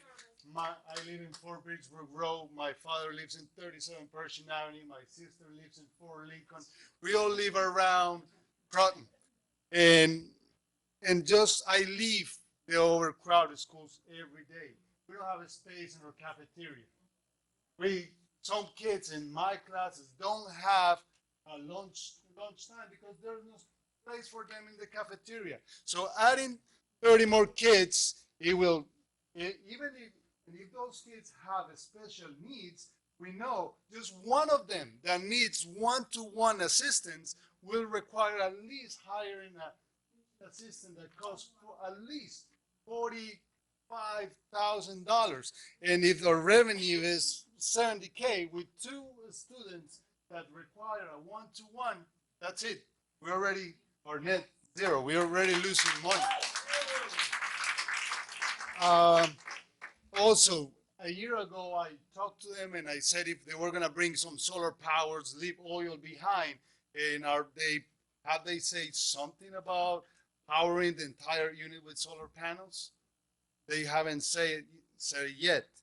Also, well, what else could I say? We have other battles to fight. If it is about revenue, we could fight Crum's golf course, which he values it in 15 million, but it's 50 million. So he's not paying his fair share, but I'm not talking about that. But if it's about money, then that's the fight that our town needs to pick.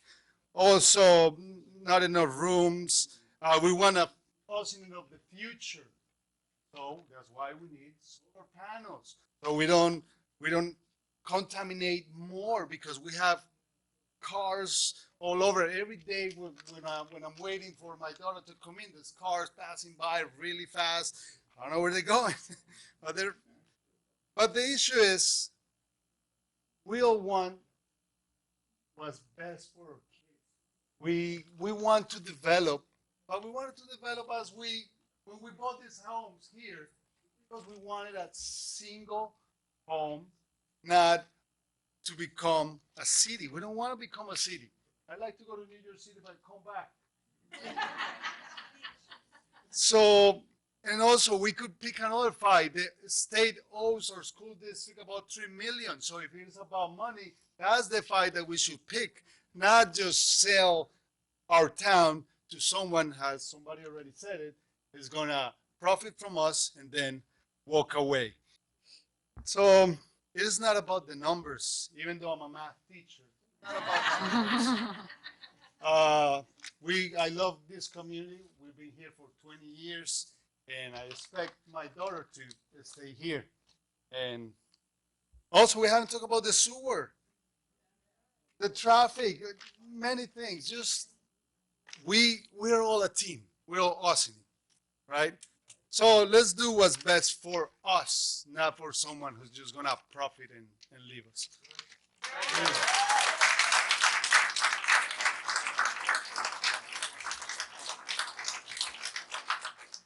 Lillian Nahas.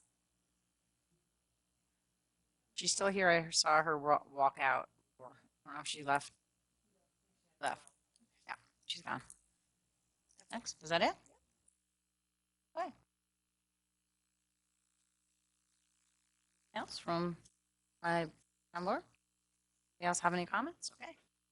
Thank you all so much for your comments, your passion, as I mentioned, and your information. And we will be back in touch with you really soon. If I could have a motion to adjourn into executive session for advice of counsel. All those in favor? Aye. Opposed? Thanks so much for joining us tonight. As a reminder, we do not have a meeting scheduled next week, as it is the 5th Tuesday, but we will be back on Wednesday, November 6th for a work session at 16 Croton Avenue. Hope you have a fun and safe Halloween. Please remember to get out and vote. There's no excuse this year. There are so many opportunities to vote, with early voting starting this Saturday and Election Day on November 5th. Have a great night, everybody.